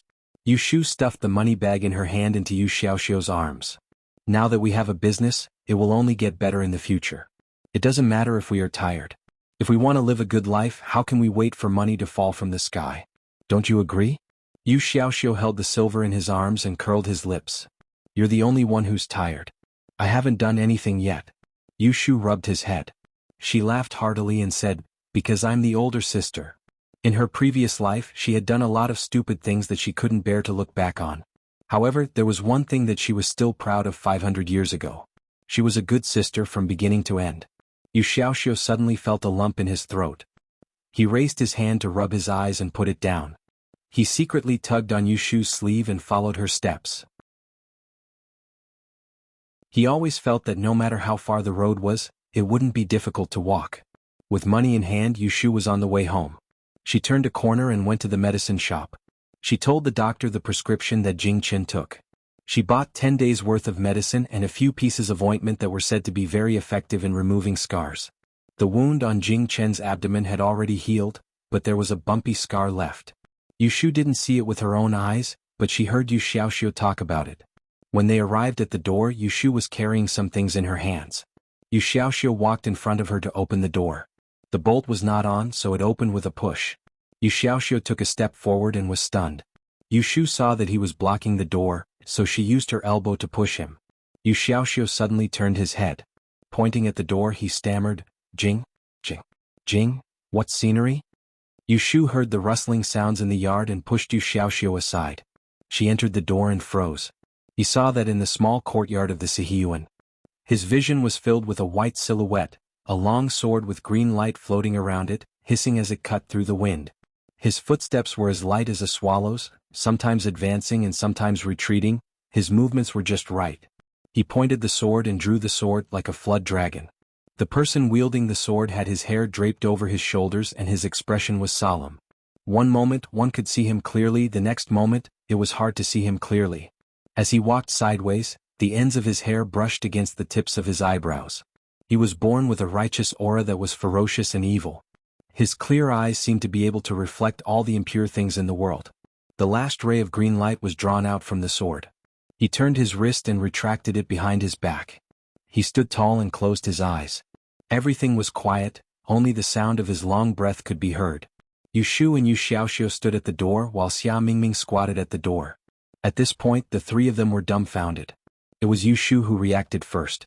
She carried her bags and ran forward, excitedly shouting, Jing Chen, did you remember? Hearing this shout, Jing Chen came back to his senses. He looked down and saw the person in front of him. Out of habit he wanted to smile at her. However, before the corners of his mouth could rise, he felt a burning pain in his chest. He coughed violently and there was a fishy taste in his mouth. He raised his hand to cover his mouth, wanting to cover it up, but it was too late. He saw panic in Yu Shu's eyes. What's wrong? Quick, go inside and lie down. Yu Shu saw Jing Chen vomit blood. She hurriedly dropped the bags in her hands and supported him. She directed Yu Xiaoxiu to close the door while Xia Mingming went to the kitchen to get some water. Yu Shu and Yu Xiaoxiu supported the unsteady Jing Chen to lie down on the bed. They pulled his hand away from his mouth and saw that his eyes were closed. His mouth was scarlet. Xia Mingming went to the kitchen to get some water. That night they had jumped off the ship to escape. Because he had blocked that sword strike, Jing Chen had been seriously injured. However, at her request, He had carried Xia Mingming on his back and insisted on accompanying her for a long distance. At that time in the cave she had started a fire, and the first thing she had seen was Jing Chen leaning against the mountain wall with his head lowered. The image of him covered in blood had lingered in her mind for a long time. She was not a person who was easily soft-hearted. When it was time to be cruel, she could be said to have a heart of stone. However, towards Jing Chen she had a rare compassion. It was different from how she treated Zhao Hui and Xia Mingming. She treated Zhao Hui well because she wanted to repay her kindness. She was tolerant towards Xia Mingming because she wanted to benefit from him in the future. However, towards Jing Chen, her compassion was playing tricks on her. She knew that this was a big trouble, but she still accepted him. She didn't even know where that compassion came from. Perhaps it was because of Jing Chen's helpless fate, or perhaps it was because of his pure and kind nature, or perhaps it was because he had been by her side twice when she was in trouble, so that she wouldn't have to face it alone when she was at her wit's end. She wanted to help Jing Chen, but she didn't know how. She didn't have the ability to help him find the person who broke his fate, and she didn't have the guts to take the risk to bring him back to Dragon Tiger Mountain. She could only keep him by her side, pretending that she didn't see how much he wanted to recover his memory, pretending that she didn't know about his helplessness and helplessness. Yushu laughed at herself. She took a handkerchief and wiped the blood and sweat on Jing Chen's face. Then she broke his blood-stained fingers and carefully wiped them one by one. Jing Chen slightly opened his eyes. When he saw Yushu, he was relieved and closed them again. His chest rose and fell and his whole body was weak. After a while he fell asleep. While Jing Chen was unconscious, Yushu went out to find a doctor. Because of the previous example, she specially found a doctor who knew how to diagnose internal injuries. The diagnosis was not far from what she guessed. Jing Chen's previous internal injury hadn't healed yet, so he used his internal force recklessly. His meridians couldn't bear the weight, and his 5 internal organs were injured, so he vomited blood. After asking Yu Xiaoxiu to send the doctor away, Yu Shu tucked Jing Chen in and called Xia Mingming outside the room to talk. What happened? Xia Mingming smiled bitterly and said, I don't know. I was lying in the room at that time. I heard the noise outside, so I went out to have a look. He was practicing swordsmanship and then he followed you back.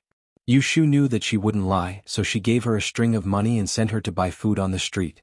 Then she turned around and went back to the room to take care of Jing Chen.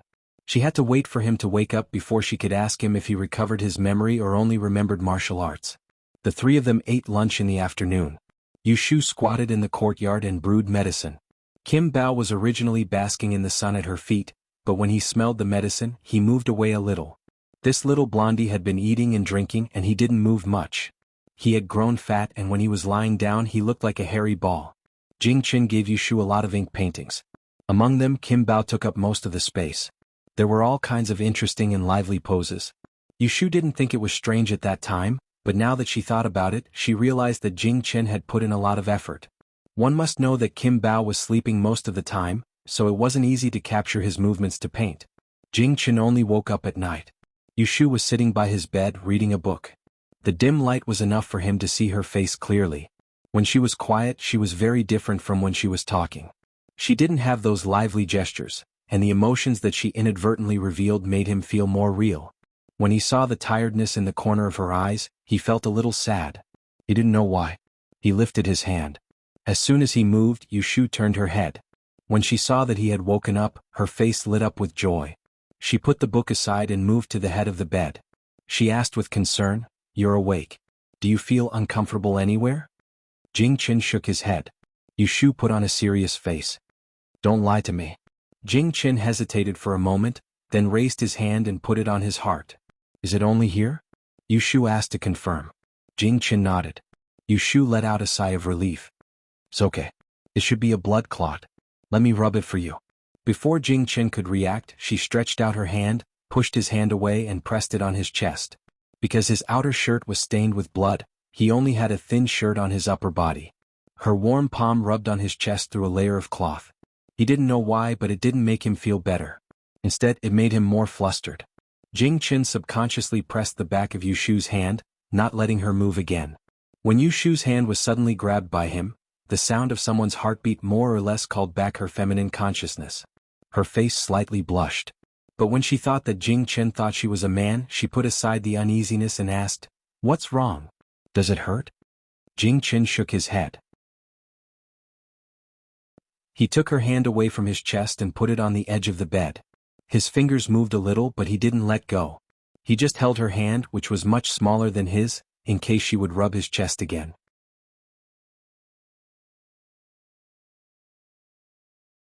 Chapter 164. At night, Yu Shu closed the door of Jing Chen's room and came out. She lifted the heavy sword in her hand and looked at it under the moonlight. She touched the marks on the sword. During the day she saw Jing Chen's sword dance with a green light. She guessed that it was the green embroidery on the sword. Because Jing Chen's sword move was too fast, it turned into light and shadow.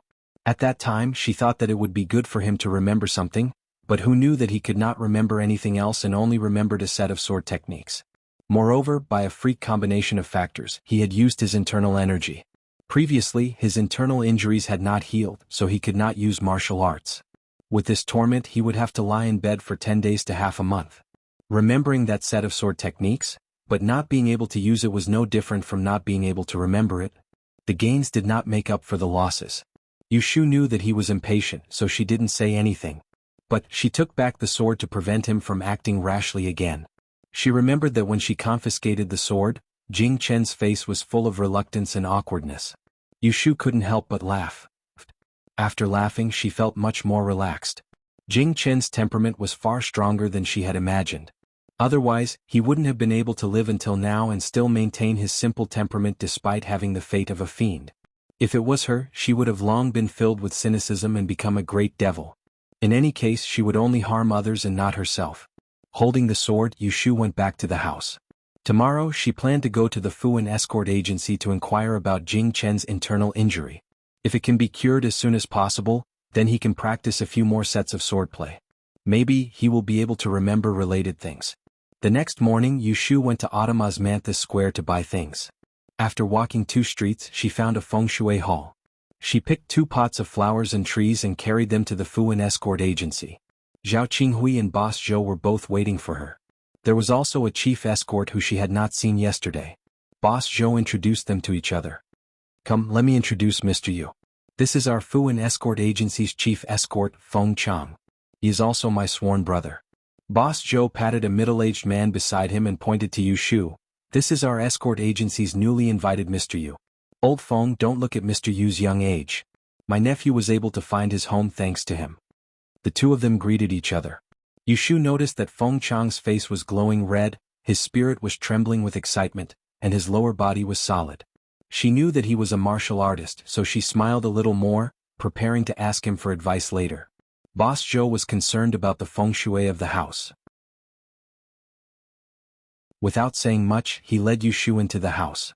Yu Shu asked him to find 2 strong handymen to dig out the cauldrons placed under the courtyard wall, leaving only 2 cauldrons in the northeast and southwest corners. She dug a ditch under the east wall and led it from the backyard kitchen.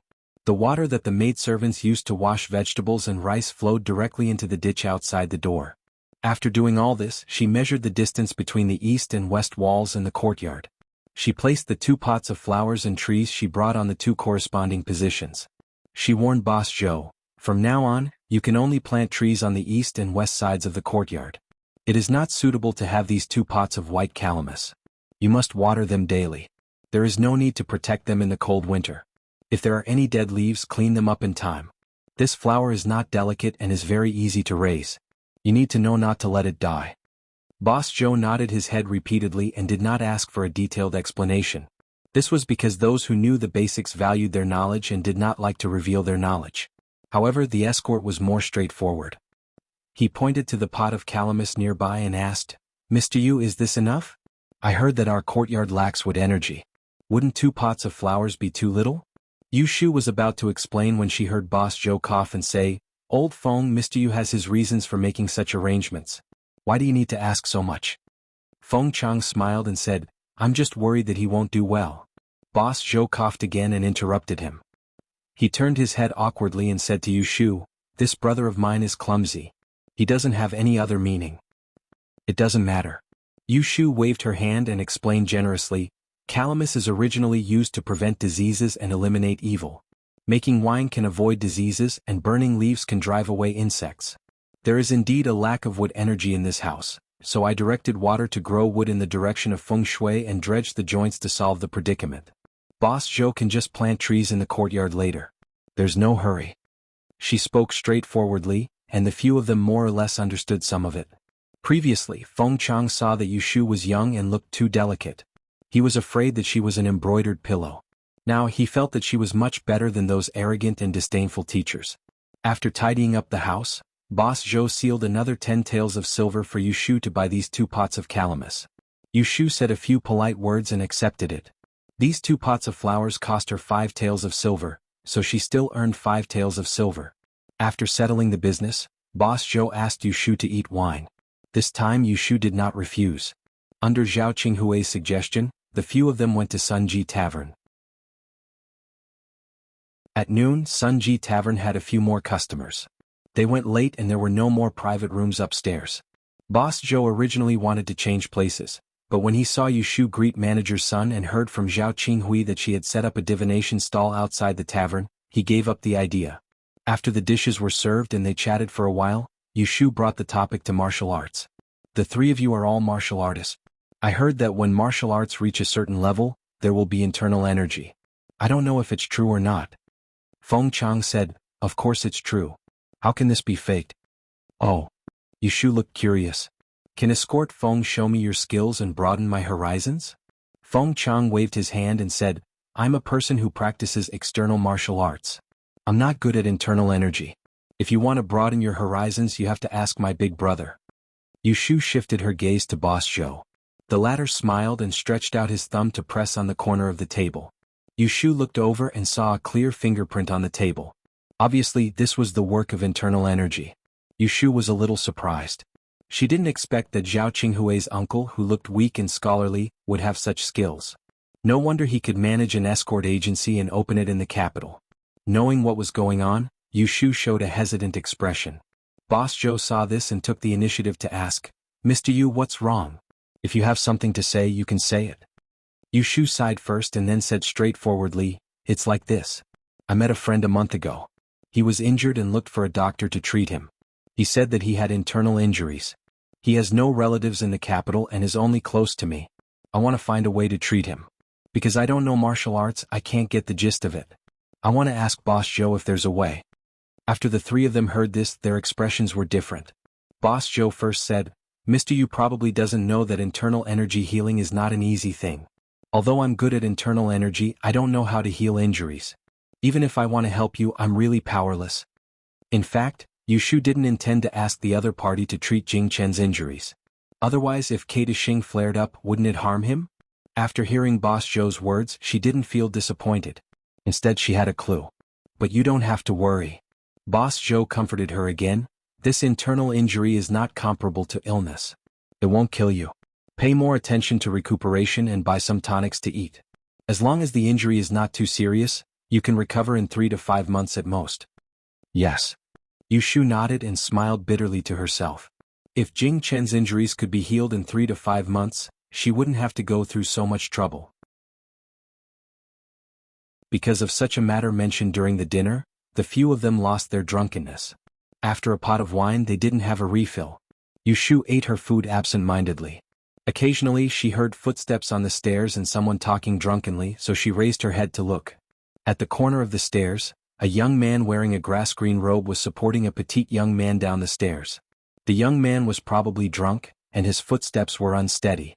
Yushu and the others were sitting at the side of the stairs. From her angle, she could only see the young man's back, but she could see the young man's drunken red face. She couldn't help but secretly click her tongue. In terms of appearance, only Xia Mingming could compare to her. Not to mention that her eyes were dazzling when comparing a man to a woman. This kind of rosy drunkenness was 100% a girl. I'm not drunk, you don't need to help me, I can walk by myself, hiccup. Yushu retracted her gaze. When she heard this drunken voice, she couldn't help but raise her eyes to look again. The 2 people had already gone down the stairs and were walking towards the door. Yushu was looking at the back of the young man who was supporting the young man. She glanced around and saw a pink and green pouch on the ground not far in front of her. She hesitated for a moment, then put down the wine glass and rushed forward. As she bent down to pick it up, she shouted to the people in front of her, "Wrong, wait." The pub was too noisy, so the people in front of her didn't hear her shout. She walked out of the door and waited for her to pick up the pouch. When she looked up, she couldn't see the 2 people. She pinched the weight of the pouch and felt the banknotes, paper, and silver ingots. She thought to herself that she was in trouble. She turned around and said goodbye to Boss Joe and the others, then chased after them. Right now, she was surrounded by misfortune. If she could do one more good deed, it would be good karma. She ran out of the door and stood on the steps in front of the door. She looked left and right and saw the two people walking towards the west side of the street. She jumped down the steps and chased after them. She was afraid that there would be too many people, so she shouted, "Wait, you dropped something." Unfortunately, the two of them didn't even turn their heads. When they reached the end of the street, a carriage drove over. Yushu watched as the two of them got on the carriage like they were deaf, wasting her breath. She was unhappy, but seeing that she couldn't catch up, she weighed the pouch in her hand to test its weight. Squinting her eyes, she jumped up on her tiptoes and looked at the carriage's window. With all her strength, she threw the pouch out. With a whoosh sound, the pouch with the silver ingots flew right into the window. This was the accuracy Yushu had honed from hunting sparrows in the forest. The next moment, she saw the window open and someone holding his forehead looked out. Yushu was about to clap her hands and leave, but she suddenly saw the face that appeared by the window. Her mouth slightly opened and she was stunned for a moment. She raised her sleeve to cover her face, turned around and walked back. She silently comforted herself that the person didn't see her. On the carriage, Shui Rui clearly saw Yushu's figure and also saw her dodging. He didn't know whether to laugh or cry. He rubbed his forehead and thought of the first time they met in Yang City a few months ago. His heart moved and he put the pouch in his hand next to the drunk teenager in the carriage. He lifted the curtain and jumped out of the carriage. He gave the driver a few words and then chased in the direction where Yushu disappeared.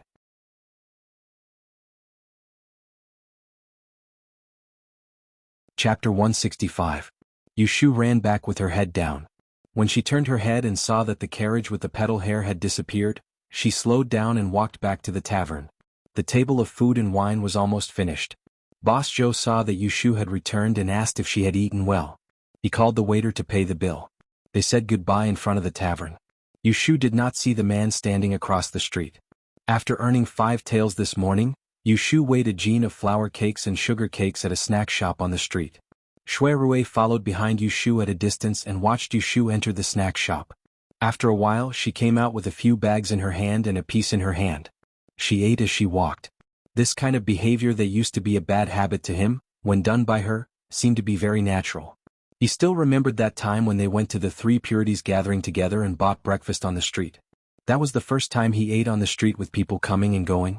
Now that he thought about it, that feeling of acting as if there was no one else around was not bad. He was not in a hurry to greet her. First, he was afraid that she would turn around and run away when she saw him. Second, he was curious to see what she did every day. At the corner of the street, Yushu found a store with a bookshelf. Unlike the stores in Yang City where one had to use a book plate to enter, this store was just like any other ordinary bookstore. However, there was no place for copying books.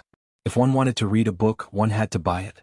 A while ago, she found a few books here that were suitable for Yu Xiaoxiu. At that time, money was tight, so she didn't buy them. Today, she wanted to see if they were sold. Shui Rui followed Yushu into the shop. Seeing her enter the back room, he pretended to wander around the hall. After waiting for a while, he did not see her come out. After hesitating for a moment, he went in. The bookshop at the back of the shop was not big. The bookshelf behind the e-shop was not big. There were 4 to 5 rows of bookshelves and there were a few customers inside. Shui Rui walked a few steps along the side of the bookshelf and saw Yushu, who was squatting down and rummaging under a bookshelf. He did not approach her but retreated to the back of another row of bookshelves. He randomly picked up a book and flipped through it. Occasionally he would turn his head and glance at her across the shelf, waiting for her to make her choice. Shui Rui was not unfamiliar with such a scene. He lowered his head and smiled. Back then he did something to kill time. Who would have thought that he would still remember it so clearly after such a long time? Should he blame his good memory or should he blame her for being too unforgettable? After searching for a while, Yushu found the 2 books that she liked before. She happily patted the dust on her head and took them out to count the money. She did not notice the person who had been standing with her for a long time on the other side of the bookshelf. After leaving Autumn Osmanthus Lane, there were fewer people on the road. As long as Yushu turned her head, she could see Shui Rui walking not far behind her. However, she was busy at the moment. She was holding a bag of snacks under her arm, flipping through a book and holding a piece of cake in her mouth. She did not have the time to look back, let alone look back. Seeing that there were fewer people around, Shui Rui was not afraid that she would disappear into the crowd and was about to go forward to greet her. Just as he raised his hand before he could call out, a brown-skinned dog suddenly rushed out of the alley in front of them. When it saw Yushu, it stopped on the side of the road and blocked her path with its body, barking wildly, "Woof, woof, woof." Yushu was startled by the dog's barking. She moved her eyes away from the book and saw the vicious dog dripping saliva at her 4 or 5 steps in front of her. Her whole body froze and her face looked like it was about to cry. If there was anything in this world that could make her hair stand on end, this was the #1 thing in the world. Woof, woof, woof. Don't come over. Yushu's legs went weak. She put one hand in front of her and looked around. Knowing that she could not outrun the dog, she aimed at a short tree in front of her. She swallowed her saliva and threw the half-eaten snack in her hand behind the vicious dog. Taking advantage of the time when the dog turned around, she ran forward, stuffing the book into her arms. When she reached the bottom of the tree, she heard the dogs barking behind her. She hugged the tree trunk with both hands and climbed up desperately. In her panic, one of her shoes fell to the ground. Woof, woof, woof. Yushu climbed up the tree and hugged the trunk. She was still in a state of shock as she looked at the ferocious dog that was baring its teeth at her. Her forehead was covered in sweat. The dog raised its 2 front legs and tried to jump on the tree several times. It couldn't jump up. Finally, it lowered its head and bit Yushu's shoes that fell to the ground to vent its anger. When the nearby Shui Rui saw this scene, he'd already started laughing to the point his shoulders shook. However, when his gaze moved and saw Yushu who was shivering on the tree, he realized that she was really afraid, so he restrained his smile and walked over with large strides. "Do you need help?" Yushu was worrying about how to get rid of the mangy dog when she heard a voice asking her a question. She looked up and saw a person walking towards the tree. When she saw the person's face, she felt as if she had forgotten to look at the almanac. She saw him leave in the carriage with her own eyes. Why did he appear again?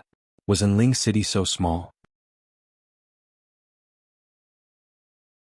It was funny that the brown dog was fierce to Yushu, but when it saw Shui Rui walking in front of it, it just turned its head to look at him and then lowered its head to bite Yushu's shoes. Yushu looked at this irritating scene and asked in a muffled voice, Why are you here?" "I'm doing something nearby and happened to pass by," Shui Rui said with a serious face. After all, it was not a gentleman to follow a woman. Yushu looked at him doubtfully.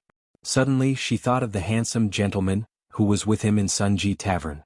A strange smile appeared on her face. "Oh, you're doing something." Shui Rui saw her strange smile and knew that she was thinking of something bad. When he was about to say something, the big dog beside him suddenly jumped up and down the tree and barked fiercely, "Woof, woof, woof." Yushu was so shocked that she almost fell from the tree, and she hugged the tree trunk tightly with both her hands and legs. From Shui Rui's angle, he just happened to be able to see her left foot that had lost her shoe. Half of her snow-white sock had fallen off, revealing her small and round ankle. It was trembling and that smear of white dazzled him. Shui Rui coughed lightly. Even if he was a gentleman, he would still avoid her gaze. With this interruption, he no longer had the mood to tease her. His face darkened as he stomped on the ground and shouted at the dog that was barking madly, "Go away." This dog also bullied the weak and feared the strong. When it saw that Yushu was afraid of it, it chased after her. When it saw that Yushu's nose was fierce, it turned around and ran away with Yushu's shoe in its mouth.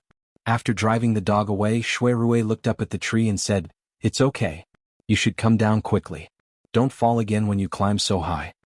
Yushu stuck out half of her head, and when she saw that the dog had disappeared, she heaved a long sigh of relief.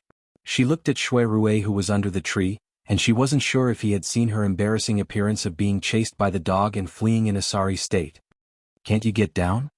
Shui Rui stretched out his hand and happened to touch the tree branch. "Come, let me help you." Without the dog, Yushu's alarm was lifted. What was there to be afraid of? She waved her hand to him and said, "No, you can walk to the side." Shui Rui looked at her disdainful gesture and smiled. He obediently took 2 steps back and saw Yushu's hands hooking onto the tree trunk. She nimbly flipped over and slid down like a monkey. Her hands loosened and she steadily landed on the ground. With her back facing him, she tidied up her clothes and turned around to thank him. "Thank you. You're welcome." He followed her on the spur of the moment. Seeing her running away in a panic was enough to make him laugh for a few days. Shui Rui put on a friendly face. If Yushu knew what he was thinking, she probably wouldn't thank him. "If there's nothing else, I'll leave." "Don't you have something to do?" Go quickly. See you later. Yu Shu waved at Shui Rui as if nothing had happened. Before he responded, she turned around and was about to run away. She had just taken a few steps when she heard laughter behind her. Wait, are you going back like this? Yu Shu's footsteps came to a halt and she turned around to look suspiciously at Shui Rui. She followed his gaze that seemed to be pointing at something and lowered her head to examine her feet. When she saw the sock that was about to fall off, only then did she realize that she was missing a shoe. With a whoosh, she pulled her foot back to the back of her thigh, and her eyes darted around in embarrassment as she cursed in her heart. Now, could it be that she had to go home barefoot? Wait for me here. Don't run around. Seeing her embarrassment, Shui Rui didn't tease her. He turned around and walked back the way he came from. Yu Shu couldn't run even if she wanted to. If she really went home barefoot, not only would it be inappropriate for passers-by to see her, but if Yu Xiaoxiu found out about it, he would definitely nag at her incessantly. Seeing that Shui Rui had walked far away, she leaned against a tree and pulled up her sock. When she saw passers-by, she pretended to take out a book to read and hid her foot behind her. She waited like this for a long time, but he didn't come back. You can't be playing with me, right? Yu Shu muttered. She did not intend to wait any longer. She thought that if she walked 2 streets ahead, there would be a tailor's shop. She would go there and buy a pair of shoes to wear. She tucked the scroll into her belt and walked forward, 1 foot at a time. She deserved it. As soon as she reached the entrance of the alley, she ran into a family that came out to pour dirty water. A basin of water splashed out from the door. She couldn't react in time and jumped back 2 steps. Just as she was about to fall to the ground, someone caught up with her from behind and stretched out a hand to steady her shoulder. Just then, she heard a light reprimand from above her head. Didn't I tell you to wait for me? She tilted her head backwards and saw Shui Rui's handsome face that was slightly panting. Her gaze swept towards the fine sweat that appeared on his forehead, and from the angle of the sunlight, she saw the half-inch scar that was faintly visible on his forehead. The old matters of Yang surged into her mind, and this face that overlapped with her memories suddenly caused her heart to skip a beat. Shui Rui didn't notice Yu Shu's strange expression. He helped her to stand against the wall and handed the paper bag under his arm to the woman. Put it on. When he found the tailor's shop, he realized that he didn't have any money with him. He was afraid that she would be anxious, so he ran to the pawnshop in Autumn Osmanthus Lane to buy a jade pendant to exchange for money. That was why he was delayed for half an hour. He was afraid that she would run away, but she still ran away. Yu Shu came back to her senses and suppressed the panic in her heart. She took the paper bag from him, turned around and put on the shoes with her back facing him.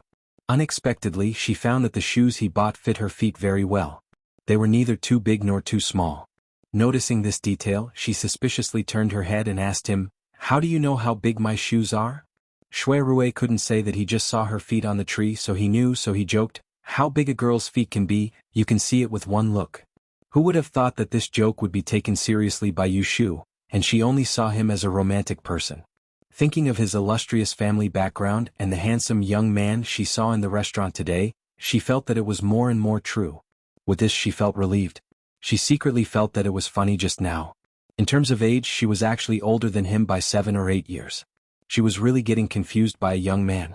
"I've spent all my money on me. I'll return you the money for the shoes another day." As Yu Shu said this, she wrapped up the only shoe she changed into a paper bag and said goodbye to him with a natural expression. "The sun is about to set. If you have something to do, go do it quickly. See you later." When Shui Rui saw that her expression was natural and that she was no longer evading him like before, he vaguely felt that something was amiss. However, he could tell that it was really late at night, so he didn't look into it in detail and nodded at her. The two of them walked with their backs to each other, one to the east and the other to the west. After walking for more than 10 steps, Shui Rui suddenly turned around and shouted at Yu Shu's back, "Ah Shu, don't hit my head with the money pouch next time." Not far ahead, Yu Shu stumbled. Her steady steps suddenly turned into a jog and she disappeared in a flash.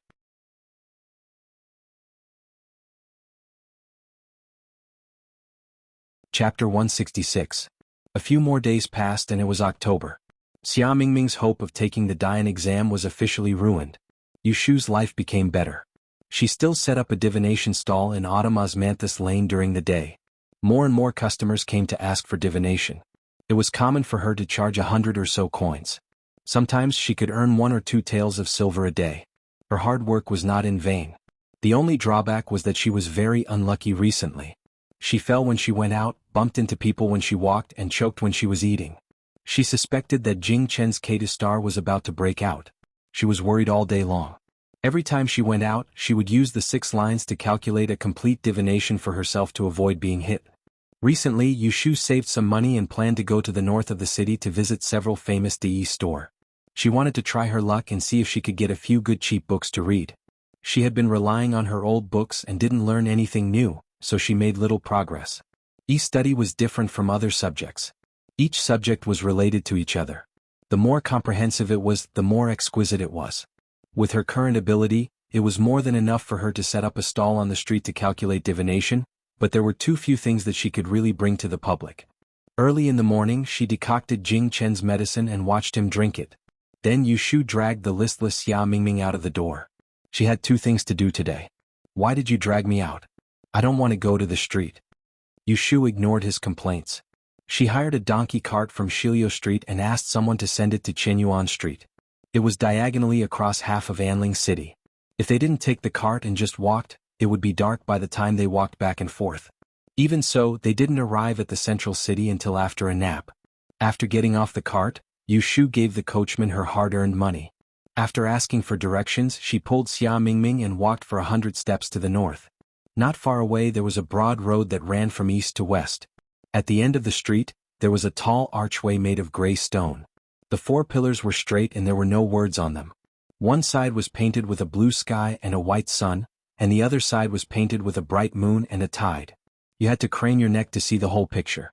People who passed the archway, including carriages and horses, took a detour.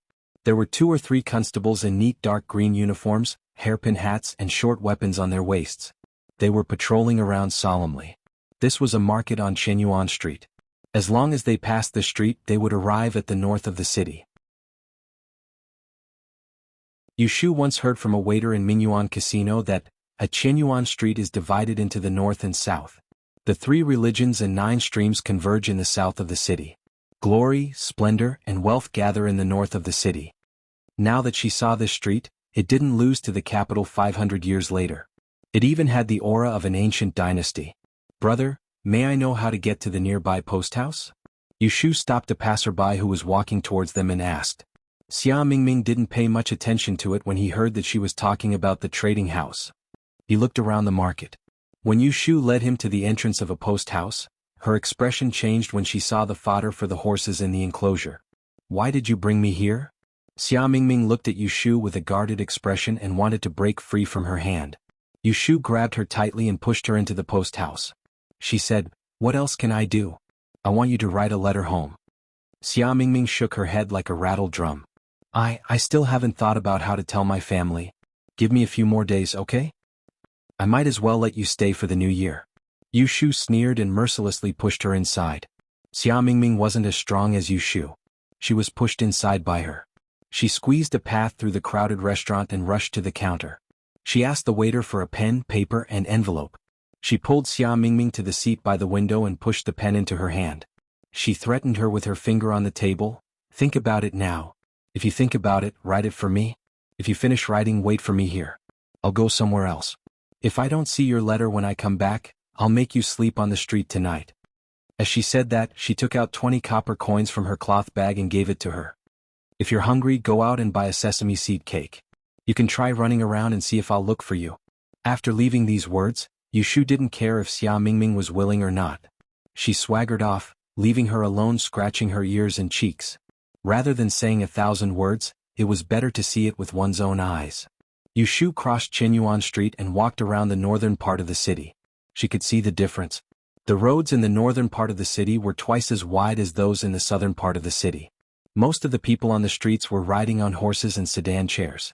The horses were a mix of yellow and white, while the sedan chairs had a red roof and green lids.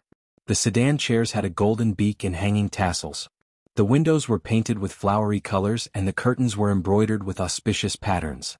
As for the pedestrians, they were well dressed and their manners were appropriate. There was no mention of daily necessities when they talked. Perhaps the person sitting in a sedan chair that passed by was an important person. There wasn't a single beggar to be seen on the streets, not to mention those who were disheveled. Today Yushu was wearing a robe that reached her feet. Her waist and wrists were tied up, and her hair was properly tied into a bun. She was dressed in the standard attire of a peddler. However, when she saw that the servant leading the horses was dressed in bright satin, her clothes unwittingly looked shabby. Yushu walked along this street. The shops on the sides of the street were neat and tidy. If they weren't made of red tiles and painted walls, then they were made of green bricks and white floors. There were almost no stalls wandering around on the street. It wasn't as noisy as it was in the southern part of the city, and it was more peaceful. Even the bells from the Taoist temple a few streets away could be heard. Separated by a street, the difference between the north and the south. Yushu had a feeling that she should be careful with her words and actions. Recently she had a lot of troubles and she had to go out, so she could only try to avoid trouble.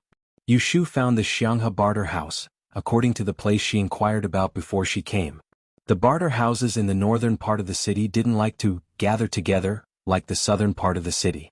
Of course there were places like Autumn Osmanthus Lane and Vientiane Street, but those places were often full of trouble. With her current situation, it was not suitable for her to go there. Yushu was now very regretful that she lost the yellow frost stone that Jing Chen gave her. If she had that stone, she wouldn't have to be so careful and be on tenterhooks all day long. The reason why she was in a hurry to drive Xia Mingming away was because of this consideration. Last time when the Kata star flared up, Xia Mingming almost died on the boat. This time she didn't know how much trouble was waiting for her. She couldn't take care of her all day long, so she sent her home early to save her from suffering in the future. In order to enter the library of the Xianghe barter house, she had to pay 20 taels of silver. Yushu gritted her teeth and paid the fee. She took the exchange sections and entered the back hall.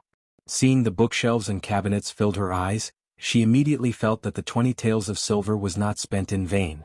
This place was suitable for people like her who copied books to read. The library of the Great Barter House normally didn't allow people to enter as they pleased.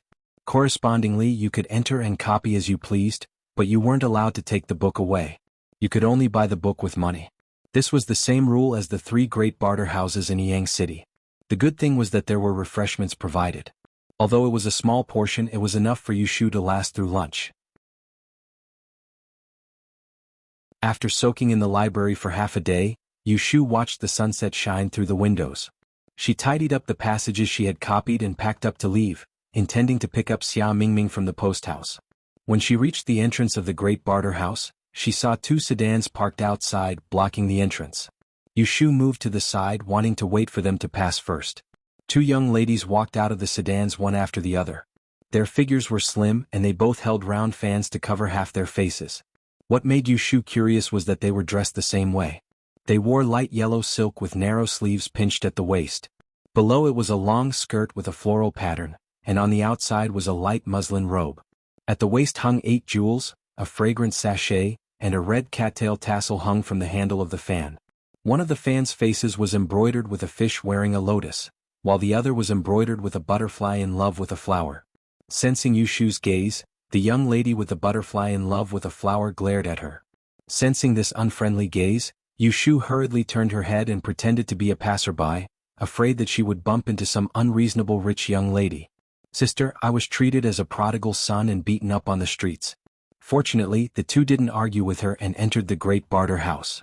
Yushu rubbed her nose against the fragrance and left behind them. She didn't notice that as soon as they entered the Great Barter House, a customer came up to them and led them away.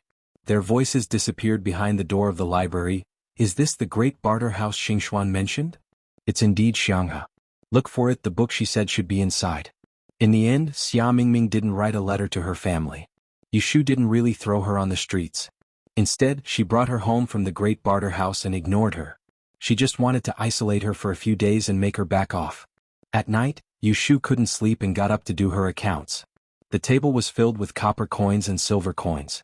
Kim Bao smelled money and tried to climb onto the table from her trousers, but she pulled him away. He anxiously circled around her feet and screamed, waking up Yu Xiaoxiu, who was sleeping soundly. "Sister, why aren't you asleep yet?" Yu Xiaoxiu rubbed his eyes and popped his head out from behind the screen. "I'll sleep later." Yushu saw that he was woken up and bent over to pick up the culprit, Kim Bao, from the ground. She poked its head. "If you make any more noise, I'll lock you in a cage." Squeak. Kim Bao wasn't intimidated. It moved its limbs, trying to break free from her hands and jump onto the table. It didn't want to give up the chance to have intimate contact with the pile of silver coins and silver coins. Yu Xiaoxiu walked over and pleaded for Kim Bao, just let it play with it so it won't make a fuss. Yu Shu didn't spoil Kim Bao like Yu Xiaoxiu. She grabbed the bamboo cage on the table and stuffed it inside. She handed it to Yu Xiaoxiu and said, "It won't know where to hide it if it plays with it. What does it want money for? It's not like it can spend it." Yu Xiaoxiu wanted to help but couldn't. He could only look at the dejected Kim Bao in the cage sympathetically. A scream rang through the courtyard in the middle of the night. Yu Xiaoxiu was shocked. Yu Shu frowned, put down the abacus, stood up and walked out. The scream clearly came from Xia Mingming's room. When she walked out of the courtyard, Jing Chen happened to open the door and walk out. Yu Shu saw that he was only wearing a thin robe, so she waved at him and said, "Don't come out, I'll go take a look." Jing Chen now knew that men and women should be different. He wouldn't break into Xia Mingming's room even if Yu Shu didn't say it. He just stood at the door and didn't go forward. He looked in the direction of Yu Shu in case of any accidents. Xia Mingming's door was closed. There was no one else in the courtyard. Yu Shu grabbed the iron bar against the wall and knocked on Xia Mingming's door. Mingming, what's wrong with you? Open the door." There was no response from inside, so Yu Shu leaned against the door and listened. She could hear intermittent cries coming from inside the room. She looked at the tightly shut door and was afraid that something might have happened inside. In a moment of desperation, she inserted the iron bar into the crack of the door and used all her strength to pry open the latch inside. It was dark in the room, but she could still see the shadows of people. She didn't find any thieves. Yu Shu lit the lamp in the dark and saw Xia Mingming sitting on the bed, holding his knees and crying with his hair disheveled. Yu Xiaoxiu stuck his head outside the door and didn't want to come in. Yu Shu put down the iron bar, walked over and sat down on the bed. She reached out and pushed her. "What's wrong? Are you having sleep hysteria? Why are you crying? Don't you know that others need to sleep at night?" Xia Mingming heard the sound and raised her head, revealing a sweaty face. Under the light, her face was pale. If it wasn't for Yu Shu's courage, she would be scared to death by her ghostly appearance. "What? Dead. Xia Mingming's voice was twitching and her eyes were full of fear. Yu Shu's heart skipped a beat. She remembered Xia Mingming's ability to kill people in her dreams. She immediately grabbed her shoulder and asked, "Who's dead? Did you have a nightmare?" "Fourth sister, it's my fourth sister. You're tuning in to the Han Li's Wuxia Chronicles YouTube channel. We're so grateful for your support and don't forget to subscribe to join us on this incredible journey through captivating stories. Your generosity through donations truly makes a world of difference, as it's the primary source of revenue that allows me to expand and enhance this channel for you. Thank you from the bottom of my heart for being a part of this adventure.